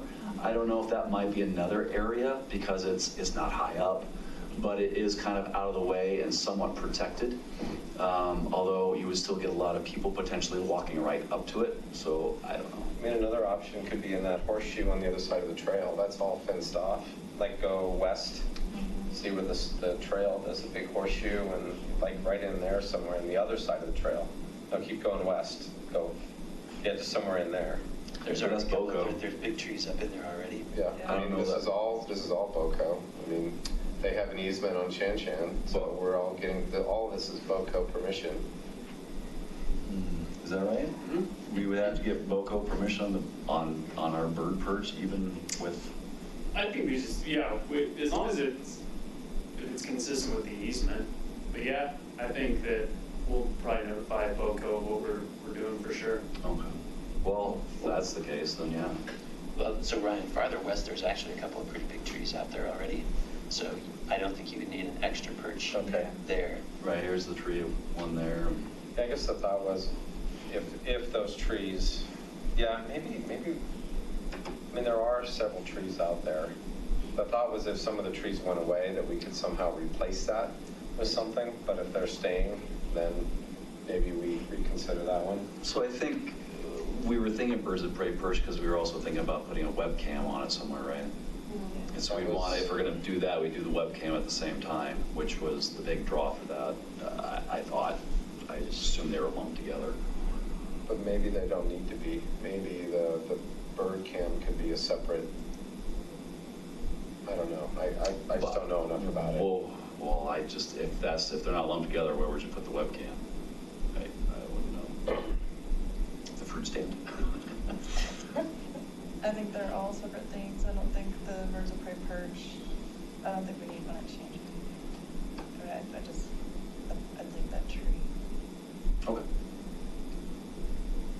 All right, so moving on then.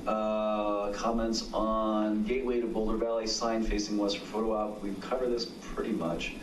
A few things. I think Superior sign should be here. Gateway to Boulder Valley could be on the same sign but smaller font.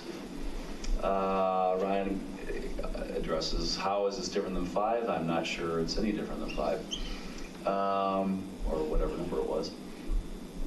Joel says, I think the focus of this trailhead is to be the starting point for your journey into the Foothills Mountains, and some signage viewpoint is required. We want this trailhead to enhance this great view and not detract from it.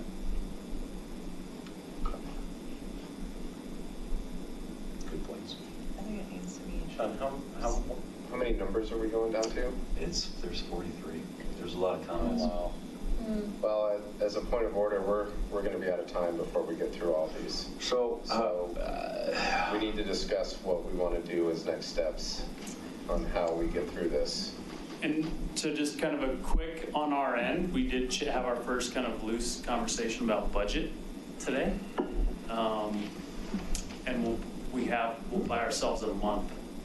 So, we probably won't start talking budget until August, really. Okay. So if that helps with the conversation, buys a little bit more time. When we come to the board with that kind of small, medium, and large recommendation, still, maybe not so much June, July, but now kind of a July, August. But I want to bring you guys in the loop on that. So the question is, the conversations we've had may change some of people's rankings. So the first question is, do we need to continue going through these? Because, again, as for instance, Ryan says that knowing that there's going to be another potential trail connection down below, you would rate things differently. So based just on that knowledge, do we want to continue going through the comments? I can send out the master list and everyone can read the comments on their own if they'd like to. I want to make sure that everyone is heard, though, on their comments, because, there might be some things in there that people may not read through that might be significant. So I don't care. I just want to make sure that everyone is heard. Everyone gets a fair chance to be heard. If we need to re-rank, then we'll do another round of re-ranking if need be, and then come back. And if we can discuss how we want to sort things, I guess, is another thing we can do tonight. So outside of the comments, we have these potential for Shan-Shan, and then the ones that have numbers in them. There's some that have a greater number than others. Beyond that, there's a placement on upper tier versus lower tier. So the ones that are selected for potential, we'll want to figure out, well, do they have a greater potential in the upper part or the lower part? That's what this will dictate. And then lastly, which amenities? So if we're looking at small, medium, large, are we looking just at priorities? So this number here, are we going to look at the top 10 or some combination of top 10 and priority? Sean, can I make one more note? I think all those are perfect points. I want to make sure everyone understands all the amenities, and I think maybe we did it backwards, and we should have probably reviewed those maybe a little more in detail, but just make sure that everyone's expressing their questions about the amenity. Ryan did a really good job of that in the comments, but I want to make sure everyone else does that too. Right, which was the whole point of going through the comments now. I think it would be good to see everyone's comments and the rankings, and then maybe at the next meeting come back with if we disagree strongly or whatever, but. Yeah, all we would need to see is the committee totals and the amenity and the common. Right. So just one logistic issue is I did try to make as much time as I could this meeting, and there are several big work items next month that we need to get into, so. Or we could just do the top 10. Well, but I mean, Or do the we thing need to is do a separate Q3, our work plan is really light. It's usually the lightest amount of work, and things slipping in there is okay. I feel like getting the low, medium, and high to the board for the budget probably takes a priority for me over the trail ranking, at least as much as I know. Oh, without a doubt. On what's going on. So I guess the question becomes, do we think we should try to find some other time to meet within the next 2 months to finalize this, or do we think that we can push a few things out from the second quarter to third quarter and re-rank and try to get this finalized at the next meeting? Well, first off, it sounds like re-ranking is needed, right? I think so. I would like to, but I also don't disagree with the order that things were just shown. I mean, I actually feel like that's about right. The order is one thing, but it's also placements of things. And I know some people were wanted to keep it just the upper tier. But if we're, looking at clusters of things, again, there's 9 different categories, and then looking at a large, medium, small of how we want to look at things. Large would probably incorporate the lower tier. So with that in mind, I mean, people may want to re-rank based on, well, if we are going to go large and include the lower part of Shan Shan, and also knowing that we're going to expand our trail on the other side of, not where the rail bed is now, but on the other side within the fenced-in area, and that land there, does that affect people's viewpoint of everything? For me, the biggest one on the list that I felt like we needed discussion was on the bathroom. And pavilions. Pavilion and the bathrooms. I mean, to me, I feel like those are related, and they actually could be big one. structure. They can be big structures. But they could also be one feature, like we've got at Community Park, right? The gazebo and the bathroom are they're one, they're not separate buildings. So I kind of felt they could be the same, but maybe we should, looking at the word plan, I think we can fit it in without an extra meeting. I mean, I really hesitate with that because we are getting into summer, a lot of vacation coming up. People get really busy in the summer. Trying to find a time where we could get everyone together on an off meeting might be difficult. On the other hand, so I guess maybe what I'll propose is, how about we get another hour on that? Let's figure out what we're going to do. We'll get another hour on it next meeting, and after that meeting, if we think we're not ready enough to make the small, medium, and large, then we might need to consider another meeting so we can try to hit that August timeframe. I mean, that's still June, so it would still give us some time in July if we needed to maybe have another meeting and come back and say, okay, this is a finalized and this is a recommendation, and then we could get it in by August. I'm fine with that. So I guess the first thing is if people would like to re-rank, let's do it. I mean, on their own. Feed me the data. I'll send out the master spreadsheet so everyone is on the same page with how things look. Everyone can sort any way they want to, come back with their recommendation at that next meeting based on that. Also, and now this kind of goes into the naming part, I'm going to show the names that the Historical Commission came up with. At the next meeting, I would also, okay, so what I'd like to suggest for the naming. Can I ask a question about the resorting first before we talk about names? Yeah.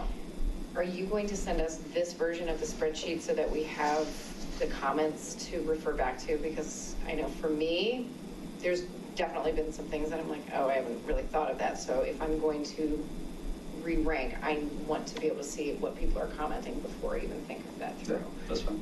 Okay. Yep. So I'll send out the master. You guys can re-rank, send it back to me, kind of like what we did the first time. And then also have in mind of how you would like to see things sorted when you send it back. And then we'll go from there. So now switching over to naming, switching gears now. Okay, which one is? Right below the highlighted one. Thank you. So this is a list of names that the Historical Commission came up with. Thank you very much, Historical Commission. They came up with some great ideas with some kind of background on each one. So, I'll give each one of you a chance to read this, but, and I'll send this out as well.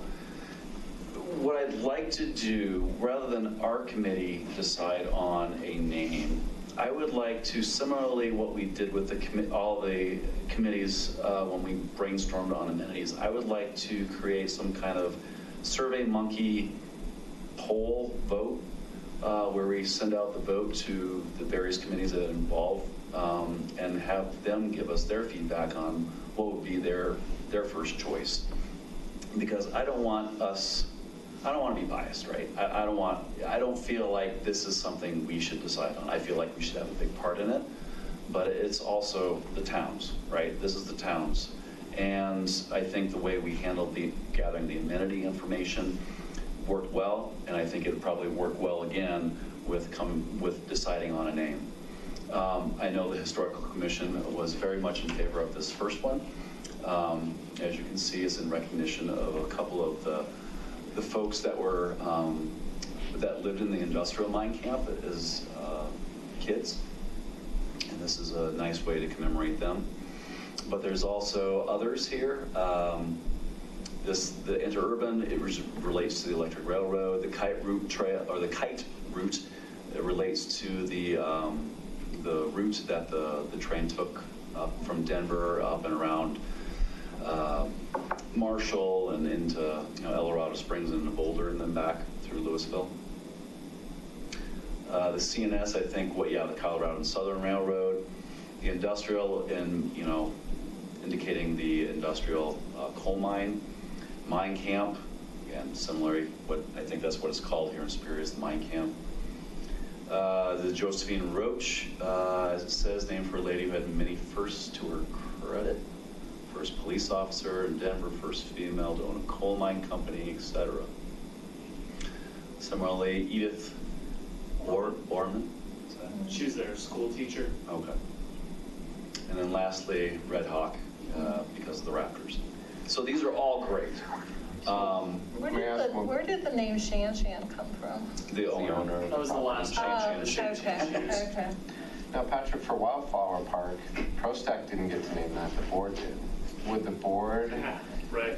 I don't even know if we're going to have the rights to do this, and this is where we might need to get some feedback, if the board would want to do this, or if it would be up to the committees. Yeah, so we had a naming process that we put together and ran by the board when we did Founders Park.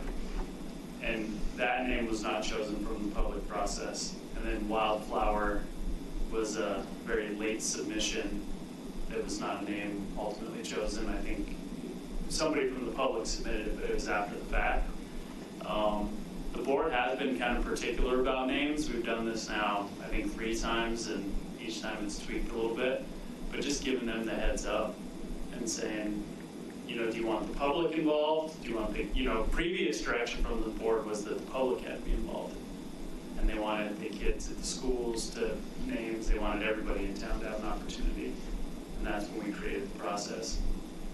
So I think it'd probably just be asking, saying, do you want to go with the existing process, or would you like to see something different that's just focused on the committees? So is this just an email to Trustee Hammerly? Actually, I was thinking, as you were talking, I need to check the Historic Commission's work plan, because is it on their work plan, or sits in your work plan, the name? The naming was in their work plan. Ken had asked that it be added to their work plan to come up with the names or ideas for. So, so I was just going to see, so whoever's work plan it sits within is kind of the lead on that piece of it.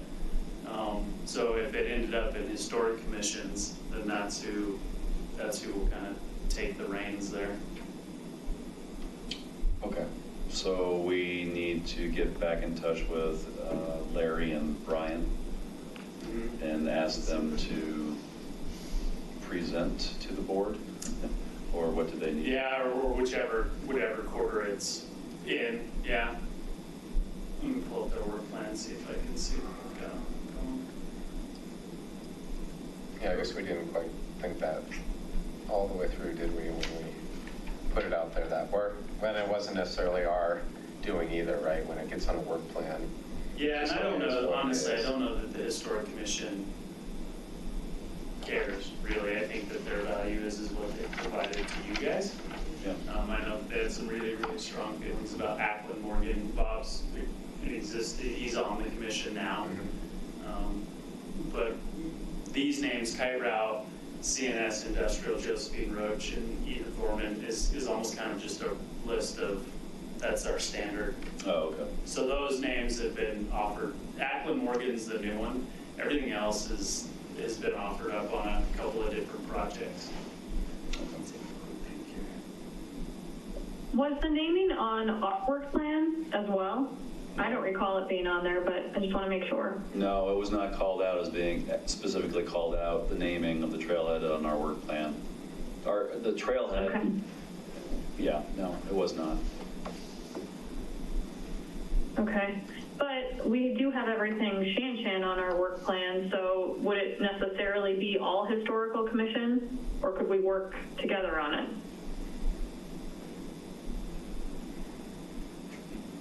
Am I making sense? Yeah. You're making sense, just I don't know the answer. No, so the verbiage in their work plan is work with OSAC on the Shan Trailhead naming project. Okay, So yeah, you guys are so we're good. you're good. Now I think it comes down to the process. Is the board I think comfortable? that's what Ken added at the Yep. meeting. Yeah. So is it prudent to ask? Yeah, I'll just put that in the weekly digest. Okay, Yeah. let's just get clarification and then we'll move on based on that direction. Okay, so, But should we, or yeah, why don't you continue on what you thought we Well, should do? and let me ask you this, I mean, is the committee interested in a public process, or is the committee more interested in the committee process? Because I don't know that the board, we just kind of picked that, right? ProStack at the time said, hey, why don't we get the public involved, and then that became the process, but if this group feels differently, that's completely fine too. I don't know, I feel like working with the other committees is kind of a microcosm of the public. Yeah, let's. They're more, and if nothing, they're more vested in coming up with creative ideas or in what's being done. Then I almost think we just kind of, I could either through these notes plus me putting it in like the weekly correspondence, we just say Historic Commission and OSAC, per the approved work plan, OSAC and Historic Commission are going to work on the naming process and will involve other committees' input. I mean, I don't think we're tied to a timetable. Really. I mean, it'd be great if we as a group want to do some kind of grand opening this fall after construction's done, that would be the time to have it. Because, we'd want to have some kind of interpretive sign, or we'd want to have a trailhead sign. So timing wise, and I think we were thinking we'll go to construction, what was it, Vanessa? When was our kind of safe time? Or Sean, you had contacted the county for Into July. Yeah, I was into July. So maybe we're doing construction like August, September, maybe we have like a fall opening. So we've got some time there. Because really, it takes us maybe 3 weeks to order up a nice sign and have it fabricated. So maybe we agree that, by construction, by the start of construction, we should probably have, a name or at least a path or something. I'm fine with that. So Patrick, are you saying you don't need to take it to the board to ask? No, I think What their desires are? I think we just let them know. I mean, they clearly tasked the two groups with coming up with. Okay. Previously, and I could check, but with ProStack, it was tasking ProStack to host a public naming process. That's not how I'm Okay, got interpreting it. this one. This one says OSAC and Historic Commission work together on the name. Exactly. Yeah, I like the approach because it's letting them know there's a chance that someone will object and want to be involved, but there's also a good chance they'll just say, okay, and away we go. This board seems really interested in you guys Yeah. owning I it agree with that. a little bit, where I think previously it was you guys own it and involve the public. What I'm hearing a lot lately is you own it as the subject matter experts and bring us the info. So I think the two groups work on it and you re-engage the committees how you see fit. So so as I was saying, if we put together a Survey Monkey vote, do we want to do each individual member on each committee vote? Or do we have the committee as a whole vote? And do we ask them to vote for their top 3 or just their top 1? My recommendation would be have the groups narrow down their top 3 to 5 at the most, and submit you their top. And the only reason why I say that is thinking about what Ryan was just saying with vacations and whatnot. I think people are going to be kind of coming and going. And if each group adds it as a designated work plan, like a topic in their meeting, then you're guaranteed that you'll get the info. But I guess I'm potentially hearing this different, though. It could just be between us and the Historic Commission. It could, yeah, It doesn't absolutely. need to be with ACES and. No, it doesn't. Or, Yeah. No, it doesn't. I agree. And then, that does simplify the logistics. I like getting it down. I still like getting it down to a few that we like. I mean, and they've kind of rank ordered. It seems like this might be their rank order. They don't specify Just say that. that. I've had a Their top choice is conversation. that top. Yeah, I've had a conversation with It's their highest with priority. those guys, and I know that Ackland Morgan right now is the top choice. I mean, there's 7 on here. 9. 9.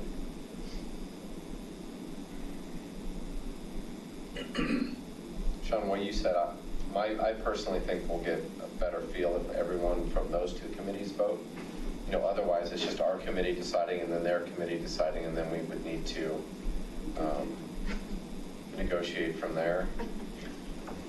So you're saying between our 2 committees, the Historic and OSAC, voting as individuals in a Survey Monkey poll or something like that? Or like a doodle poll Or a doodle poll. something that's, yeah. Okay. I've never But that's just my recommendation. I don't know. I agree. So they're clearly, and we know that they're going to push Ackland Morgan. Yeah. Are you guys wanting to vet that out a little bit more? So that's why I was suggesting we bring in the other committees.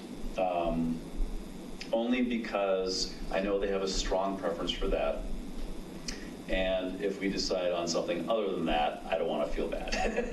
And I would caution that, and this is where it may make sense to kind of let the board know what's going on. Because if you do go with something different, then you do have that. Yeah. You're putting the board, and that's what the board is ultimately there for, Right. also, is to kind of be the tie break. What we've done on the previous is we narrowed it down to 5, and then ranked 1 through 5, and we just put it on the cover memo. And then we said, here, board, here's the top 5 total. And at this point, it now needs to be your final decision. So maybe you do something like that and you give the board 3, and then the board has the latitude to pick out of the 3 or something like that. This is Tracy here. I think that's a good idea, Patrick. I know initially when we started thinking about this a couple of years ago, we wanted the ideas from the Historical Commission, and then we had never really decided how we wanted to pick what name, but we wanted the ideas for the names generated from the Historical Commission. So I guess we have that now. It's just a matter of deciding how we pick it. And I tend to like more input rather than less, but I'm open to what everyone else is saying too. So why don't we do a quick round table? Peter, what do you think? Since it's on the work plan for OSAC and us and not for anybody else, I say that it's fine to just leave it amongst our 2 committees to come up, like Patrick says, with a list, Okay. a short list, and have the trustees vote. Okay, Vanessa?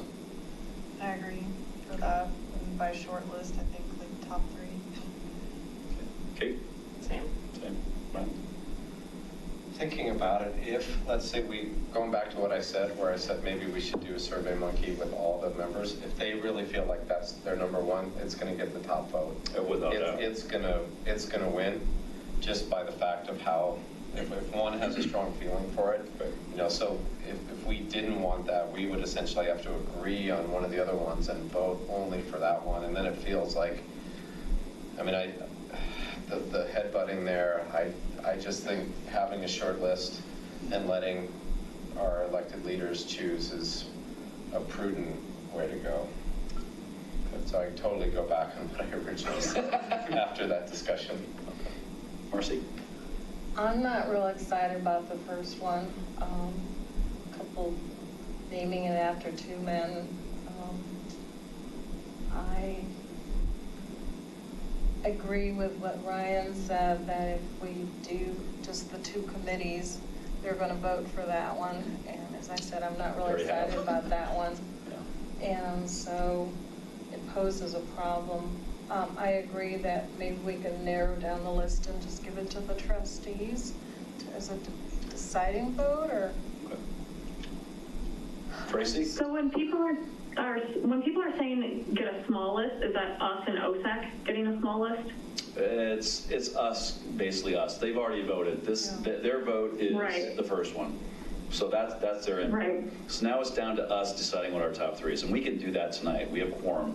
We can decide our top three right Okay. now if we wanted to. Yeah, but we don't even need, this isn't a voting item. We No. don't have to have quorum since we're not making a recommendation. That's true, good point. Well, we were making a recommendation on our top three to present to the board, that's all. So, Wow. I mean, I hate to be dramatic, but it's a big thing. I would like to let it marinate until our next meeting if we can. yeah, there's no hurry. I agree. We just saw it today. I definitely want to think about it.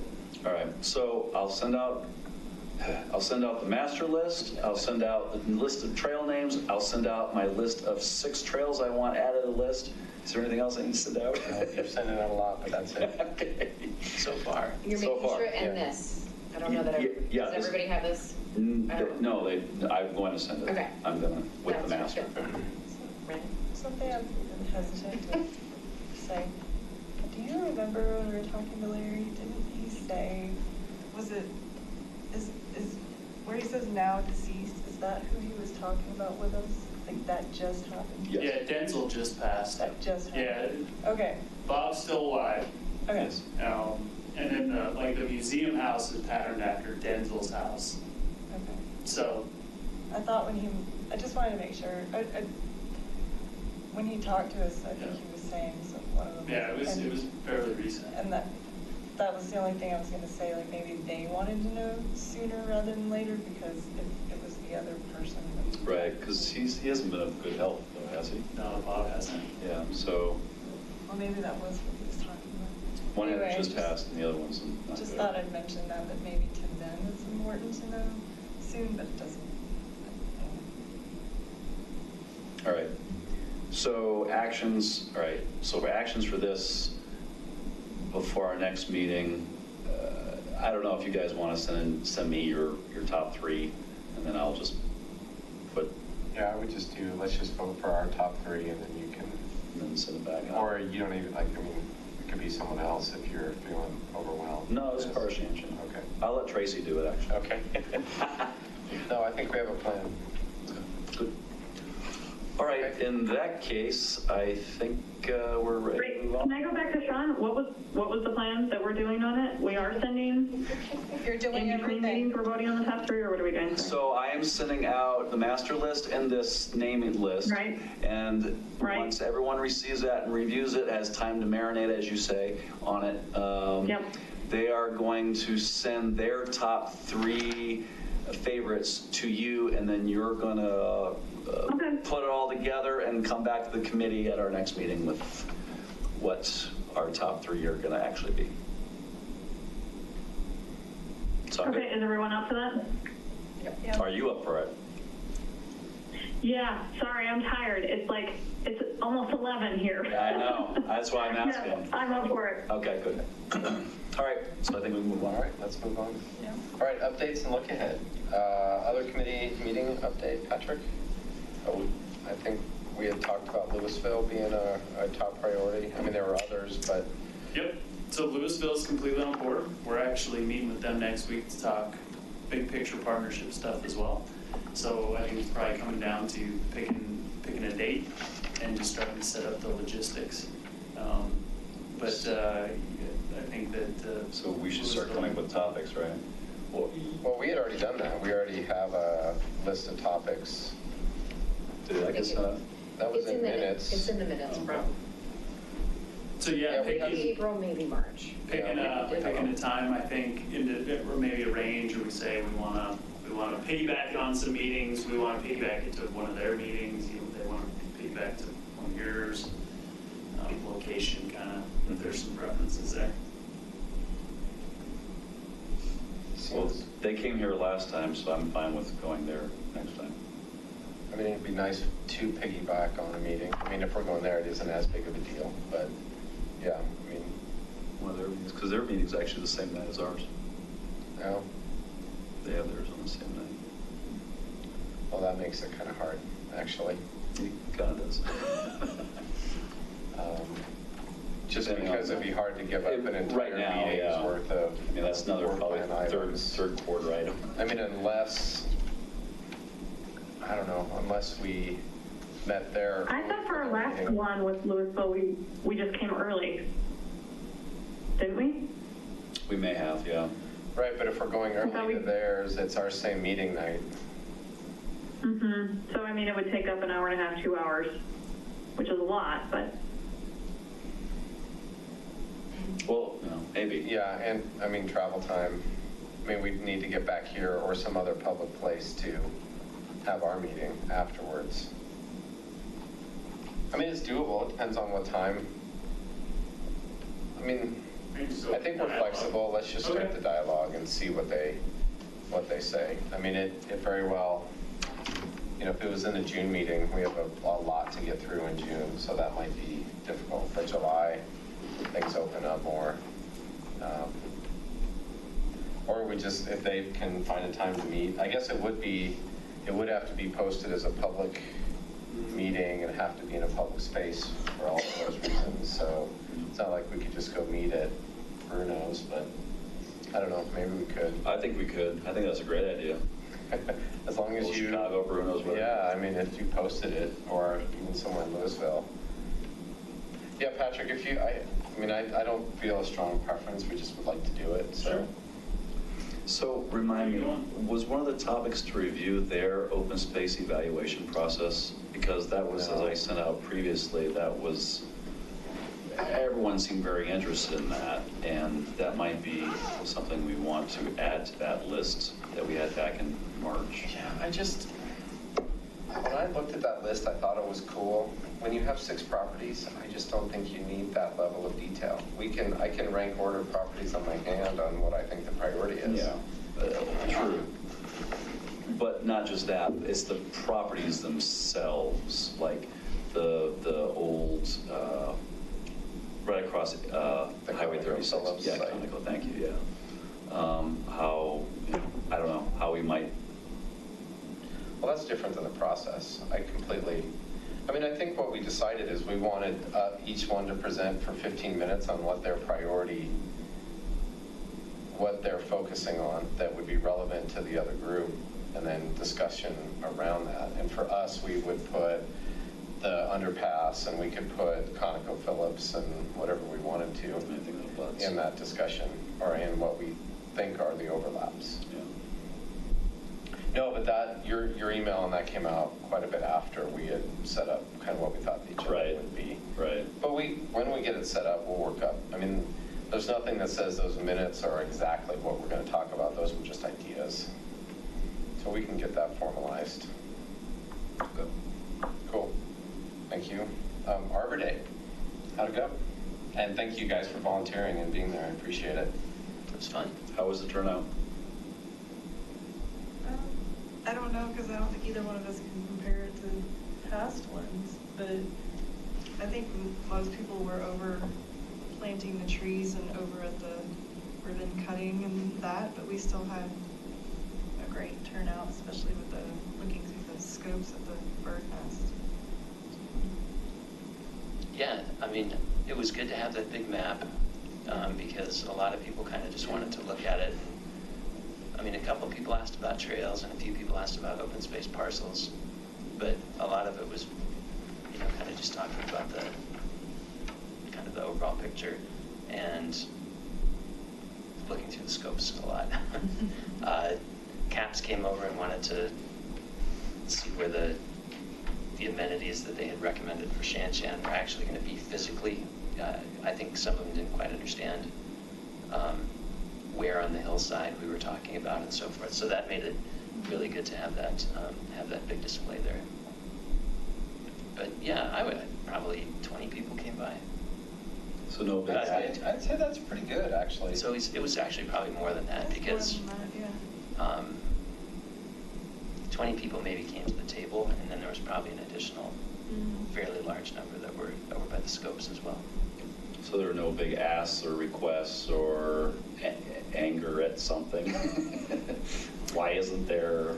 So actually, one thing that came up a number of times was, could there be more communication about birds and wildlife?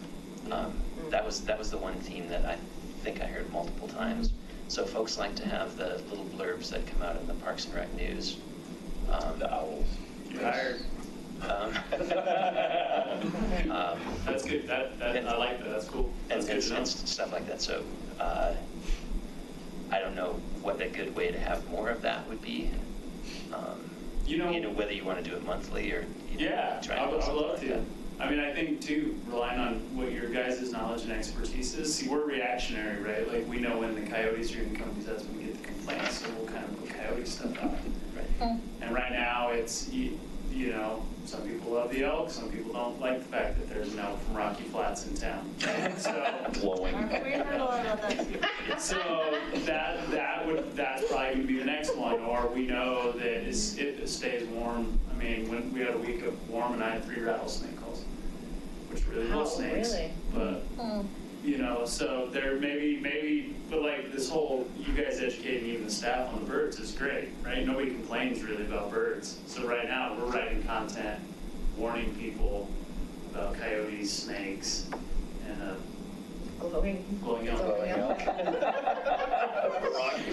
So I would love it Talking about if that there's a tonight. role or if you guys want to roll, I'd love that kind of feedback because, you know, we don't have anybody on staff that is going to say, hey, check this out. You know, we're small enough that we're pretty reactionary. Somebody will see something, we write about it, or somebody will ask a question, we write about it. And there was a blurb in the last one, if I recall, right? I think Yeah.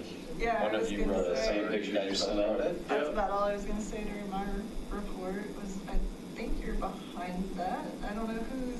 Yeah. Sandy sent me an email right after Arbor Day, and then Mhm. I got an email from somebody about putting Yep. pictures in the newsletter, so I didn't know if that was because of Sandy or because of you or. Yeah, we were all kind of emailing around, and then I had asked Peter, you know, because as soon as they drew down the reservoir, our phones blew up with complaints. And I said, well, there's clearly an issue that people don't know that it's beneficial to draw down the reservoir, so we need to start telling people that this is a good thing.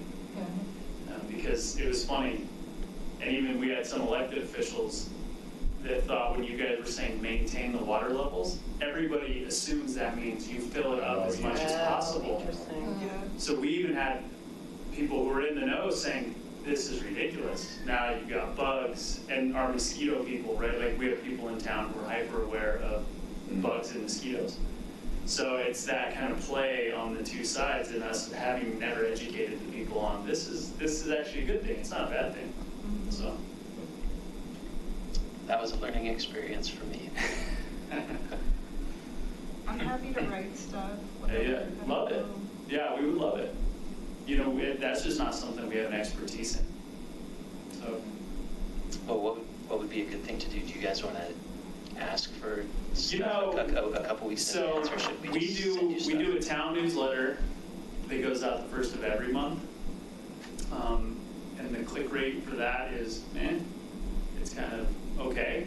We do a separate Parks and Rec one, which we have a little bit greater control over out of our department. That has a much higher click rate. We try to generally go middle of the month. If you think there's enough content for monthly, great. But if not, at least, you know, maybe every other month. You know, I know we're actually getting ready to summer up, so we have a bunch of projects or programs starting around May 18th. So I don't know if it makes sense for us to do a quick rerun on the owls and make sure it hits the Parks and Rec newsletter. Because we do know that there are people in town that will open the Parks and Rec newsletter that don't open the town newsletter, even though it's the same distribution. So we can actually just rerun it if it makes sense, and then, you know, maybe by next month have like a new topic. I mean, we're really open. So this is kind of the fun stuff, so. Cool. Maybe the three of us could Yeah. talk a little bit offline. Yeah, and what I do is I just have a reminder in my computer that I need to do it. So maybe I'll say, hey, there's a monthly reminder for content if there is any. Be cool. I would love to do that, yeah. Yeah, I would love it. Yeah. Larry did one for a long time called the Historic Commission Corner. You know, and he would write articles or something was, you know, kind of up and coming, we put it in there. So I think this is great, like a great opportunity to kind of feature what you guys do. So, You can be the OSAC corner. yeah. I wouldn't mind some feedback from you guys on, you know, we're kind of not struggling what to do with this elk thing because, you know, it's split. Some people love it, some people hate it. And Parks and Wildlife right now is saying they're not going to do anything with it because the wildlife is here first. So, but I do know that it was very close to 36, which, you know, we'll keep an eye on. So we sent something out just asking people not to feed it, you know, feed the elk. I think that's obvious. That's just great. I mean, it's just funny to me. Well, I grew up in, you know, different places. But Parks and Wildlife gave us videos of people in town Wow. eating it. Eating It the does bull. not. What does an elk Oh my eat? gosh. Well, right now. Anything it wants. Anything it wants. It's eating people's decks right now. Wow. What? It's eating people's decks Decks? and their landscaping. Oh, yeah, I mean, wow. I saw the. I guess that's footprints. fiber, huh? Eating They were right the behind decks that you brought in Safeway, there. right along the creek. Really? I saw the hoof prints over there when I was Climbing down walking. I teeth or was like, something. yeah, I mean, it was, Yeah. they were in town, not Because just. they don't have trees to remove. Just like Estes Park. Well, they've done it, I don't know, or maybe it's the coating. That's what we were thinking is maybe there's almost like a little bit of the salt content in the deck stain. Oh, interesting. So, Probably poison. yeah. But they're glowing, so. Can't be good. They're not going anywhere Glowing anytime because they have soon. Christmas lights on the antlers. I think they were eating Rocky Flats. And yeah. then on top of all that, when CPW then came out, we had just had the developer put down a brand new irrigation system because we've been having some landscape issues over there. The landscape, like the temporary drip, like irrigation got caught in their truck. He tore the whole landscape up. So not only was there an elk, yes, with Christmas lights, then there was like a truck with an irrigation system. Good. Wow. Well, so it sounds like it was good, so appreciate it, and it's really, I really appreciate the effort of providing the wildlife feedback. I noticed that right away, I thought it was really cool, so, good job. Very cool. We just need pictures. I want to see pictures of Oh, it. I think so. Oh, of the elk, yeah. Okay. Moving on, the open space summary report and recommendations document update. I'm working on that. I would say I'm halfway through cleaning up that document. It doesn't need that much, but there's, you know, some of the properties have changed quite a bit. The description, like for Rogers Farm, is completely different than it was before.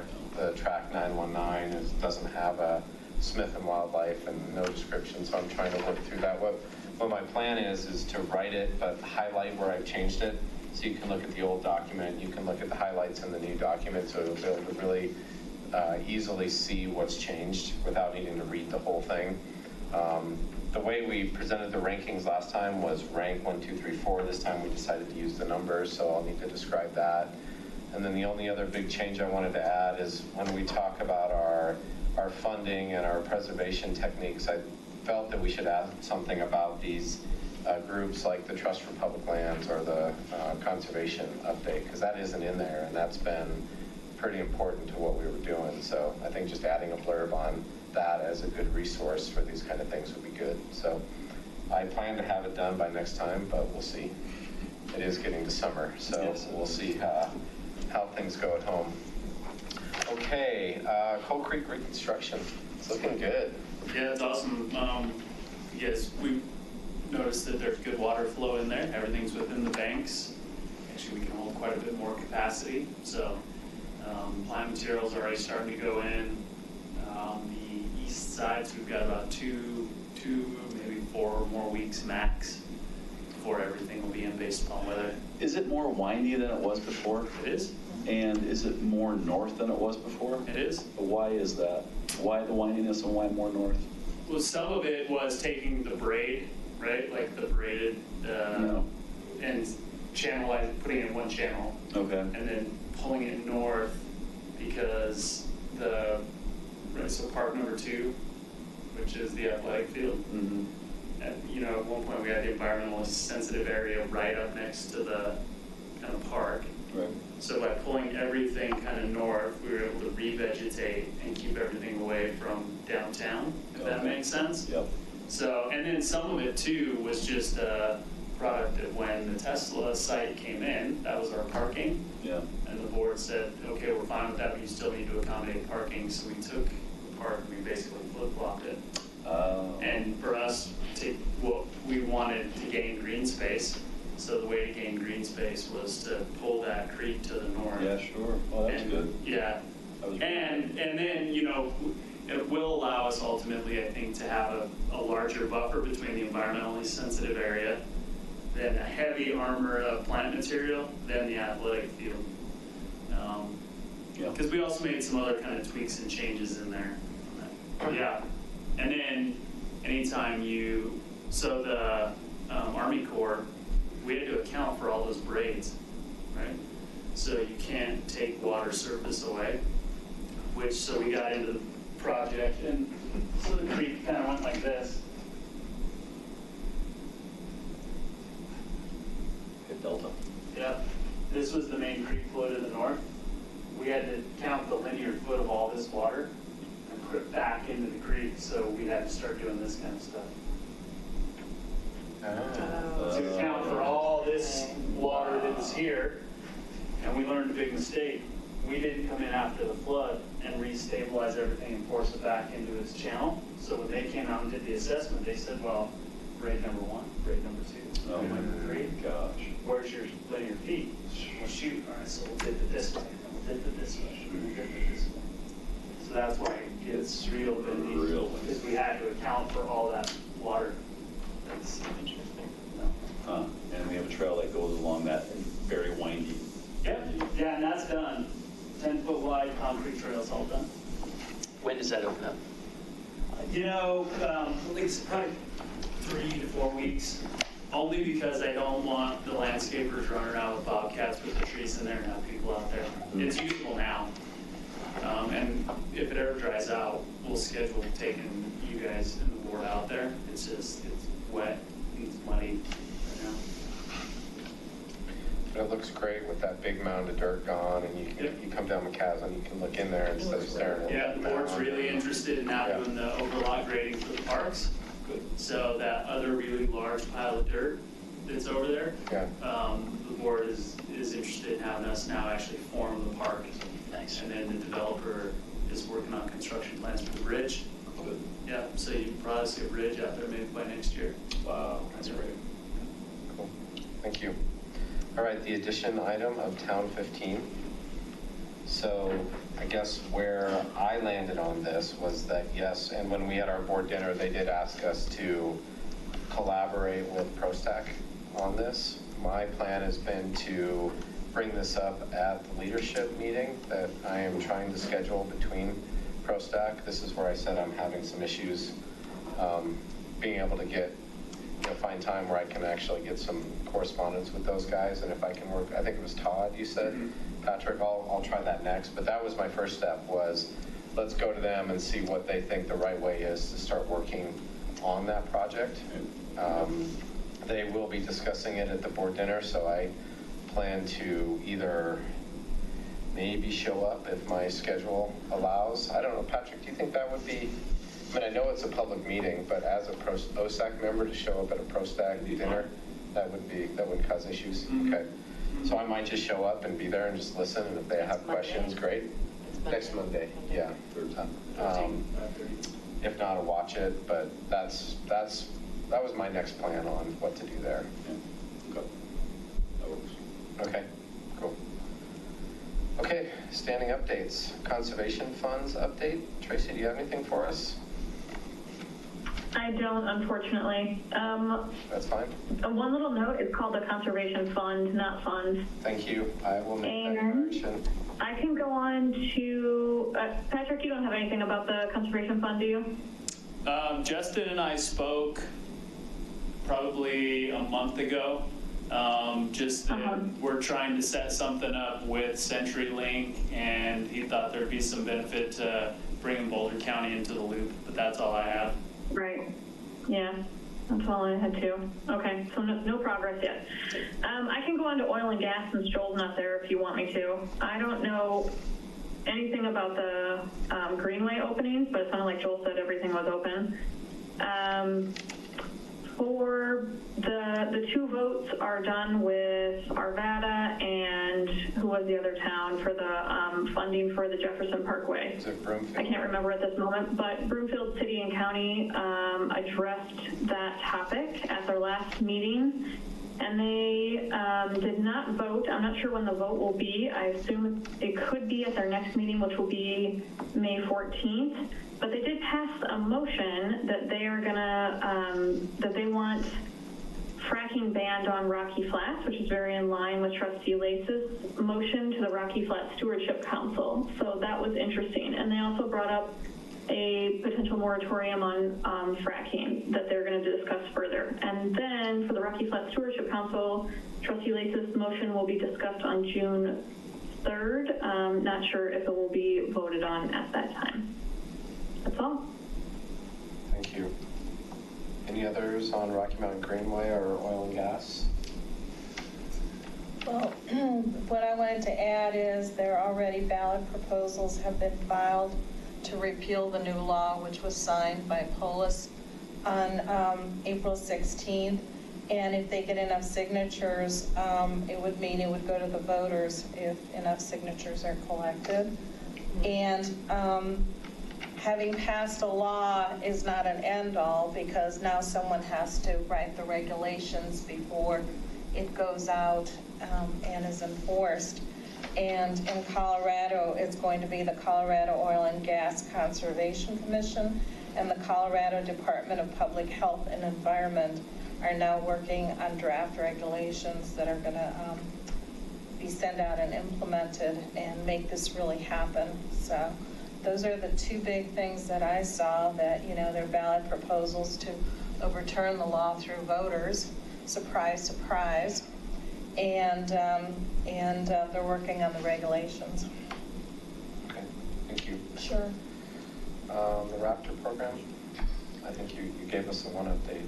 Yeah, that was the main thing I was gonna say. Just otherwise, I don't have anything specific other than a lot is going on right now, and I have great volunteers sending me great reports and great pictures, and the owls have pretty much left the nest, but the red tails and other raptors are next. So. How many volunteers do you have now? I don't remember. Maybe like 8 or 9 or 10. Okay. Yeah. It's good. Yeah, it's awesome. Real good. Yeah, it's been cool to see all this come together. So. Yeah, it's really grown. Yeah, cool for you, and it's cool for the town. Yes. I really appreciate it. The one I added was Zaharias, so breaking news from today was that the proposal has come forward on Zaharias. It's posted on the town website as of, I think, just today. We will need to review that proposal in our next meeting. So I guess maybe I'll just email out the link on where you can find that. I mean, it's actually right on the front page. It's development plans, and if you dig in, so I guess if you can't find it, let me know, and I'll be happy to send it to you. We do need to be a little bit careful in terms of the whole quasi-judicial issue around this. Regardless of whatever opinions are, the opinion I've heard from the lawyer is that we are under quasi-judicial for this, and that we should, other people may not agree, but I think that's the opinion we should go on, and we just need to be safe and not make a problem for the board, so what that means is that anything we discuss there really needs to be at a meeting. So if you're reviewing the documents and you have certain items you want to discuss, I think it's okay to email those in, and we'll have a list of specific pieces of the plan that we want to look at and discuss in the next meeting, but I think we really need to refrain from discussing specifics about it in email. Would someone volunteer to collect those for us? Peter, would you be Sure. willing to do that? All right, thank you. Appreciate it. Yeah, happy to do that.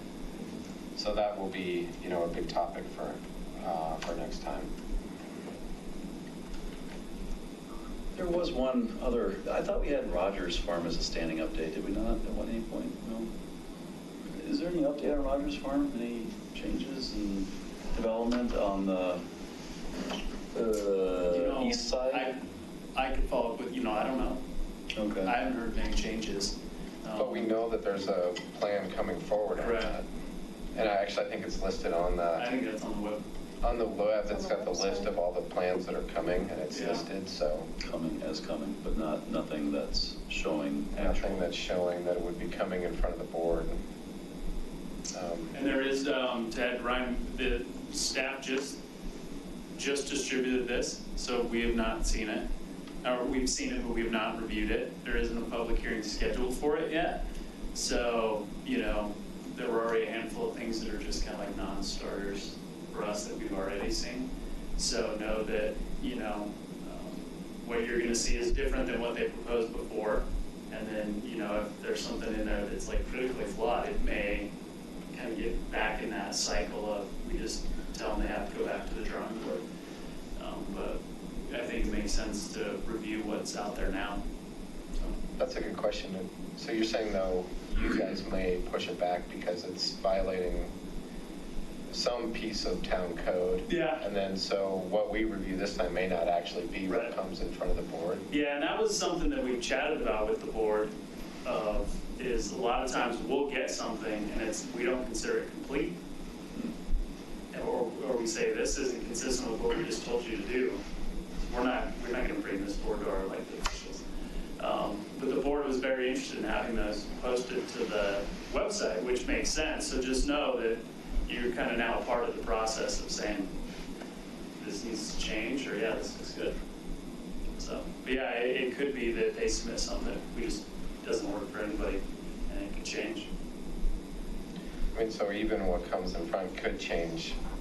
And so one thought is maybe we could wait. On the other hand, it's an important piece of property, and I feel like we should review anything and everything and just be ready for whatever.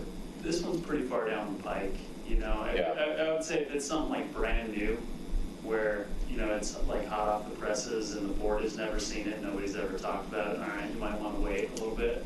But my sense is this is pretty big, the Okay. board has seen it, the board's made comments, Okay. so. So we'll be prepared to Yeah. discuss this in detail versus our recommendation that we made last time, and how we feel this plan adheres or doesn't adhere to it. And then Patrick, would we then make a recommendation back to the board?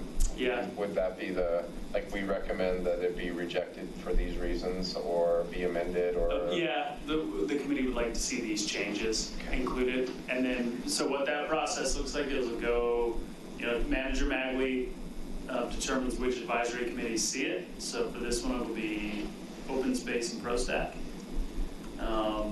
Then you guys kind of weigh in, we get your information. Then when Stephen, who's our planner, does Planning Commission, that information is rolled into a cover memo for Planning Commission. And we take Planning Commission's recommendations and roll all of that into a final board recommendation. Okay. Can we? Hey, Brian, Tracy here. Hey, Tracy. I would like to request that you do send it out to everyone in OSAC because it looks like there's a lot of documents and a lot to review, and I just don't want people just to be looking at it for the first time in June. Does that sound fair? Oh, no, I expect people to go look at it beforehand. I just thought people would know where it is on the website. So I was just saying I would send a link to it. Oh, perfect. Yeah, just a reminder so people actually get that in their inbox. I can reminding do that. them. Thank you. If you can find anything on Rogers, if there's any updates or changes, like the footbridge cross or anything like that, trail going to Shan Shan. If there's any updates. Is it appropriate for us to bring our HHR recommendation to the attention of the Planning Commission? What would be the process for that? Whenever it's scheduled for a public hearing, I mean, you could bring it to them now. say, hey, we know this is on the website, just in case. But I think kind of the bang for the buck is when they're ready to review it, and it's, you know, a public hearing, Okay. that gets in there. Absolutely. Yeah.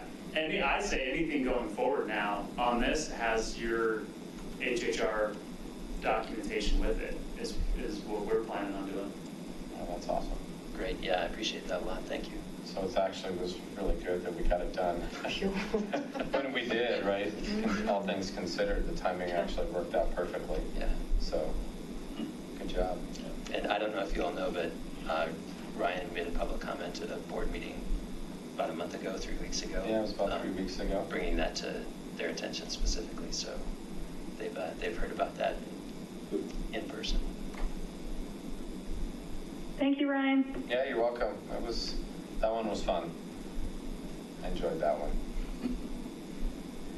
Okay, well, that's the meeting. We are adjourned.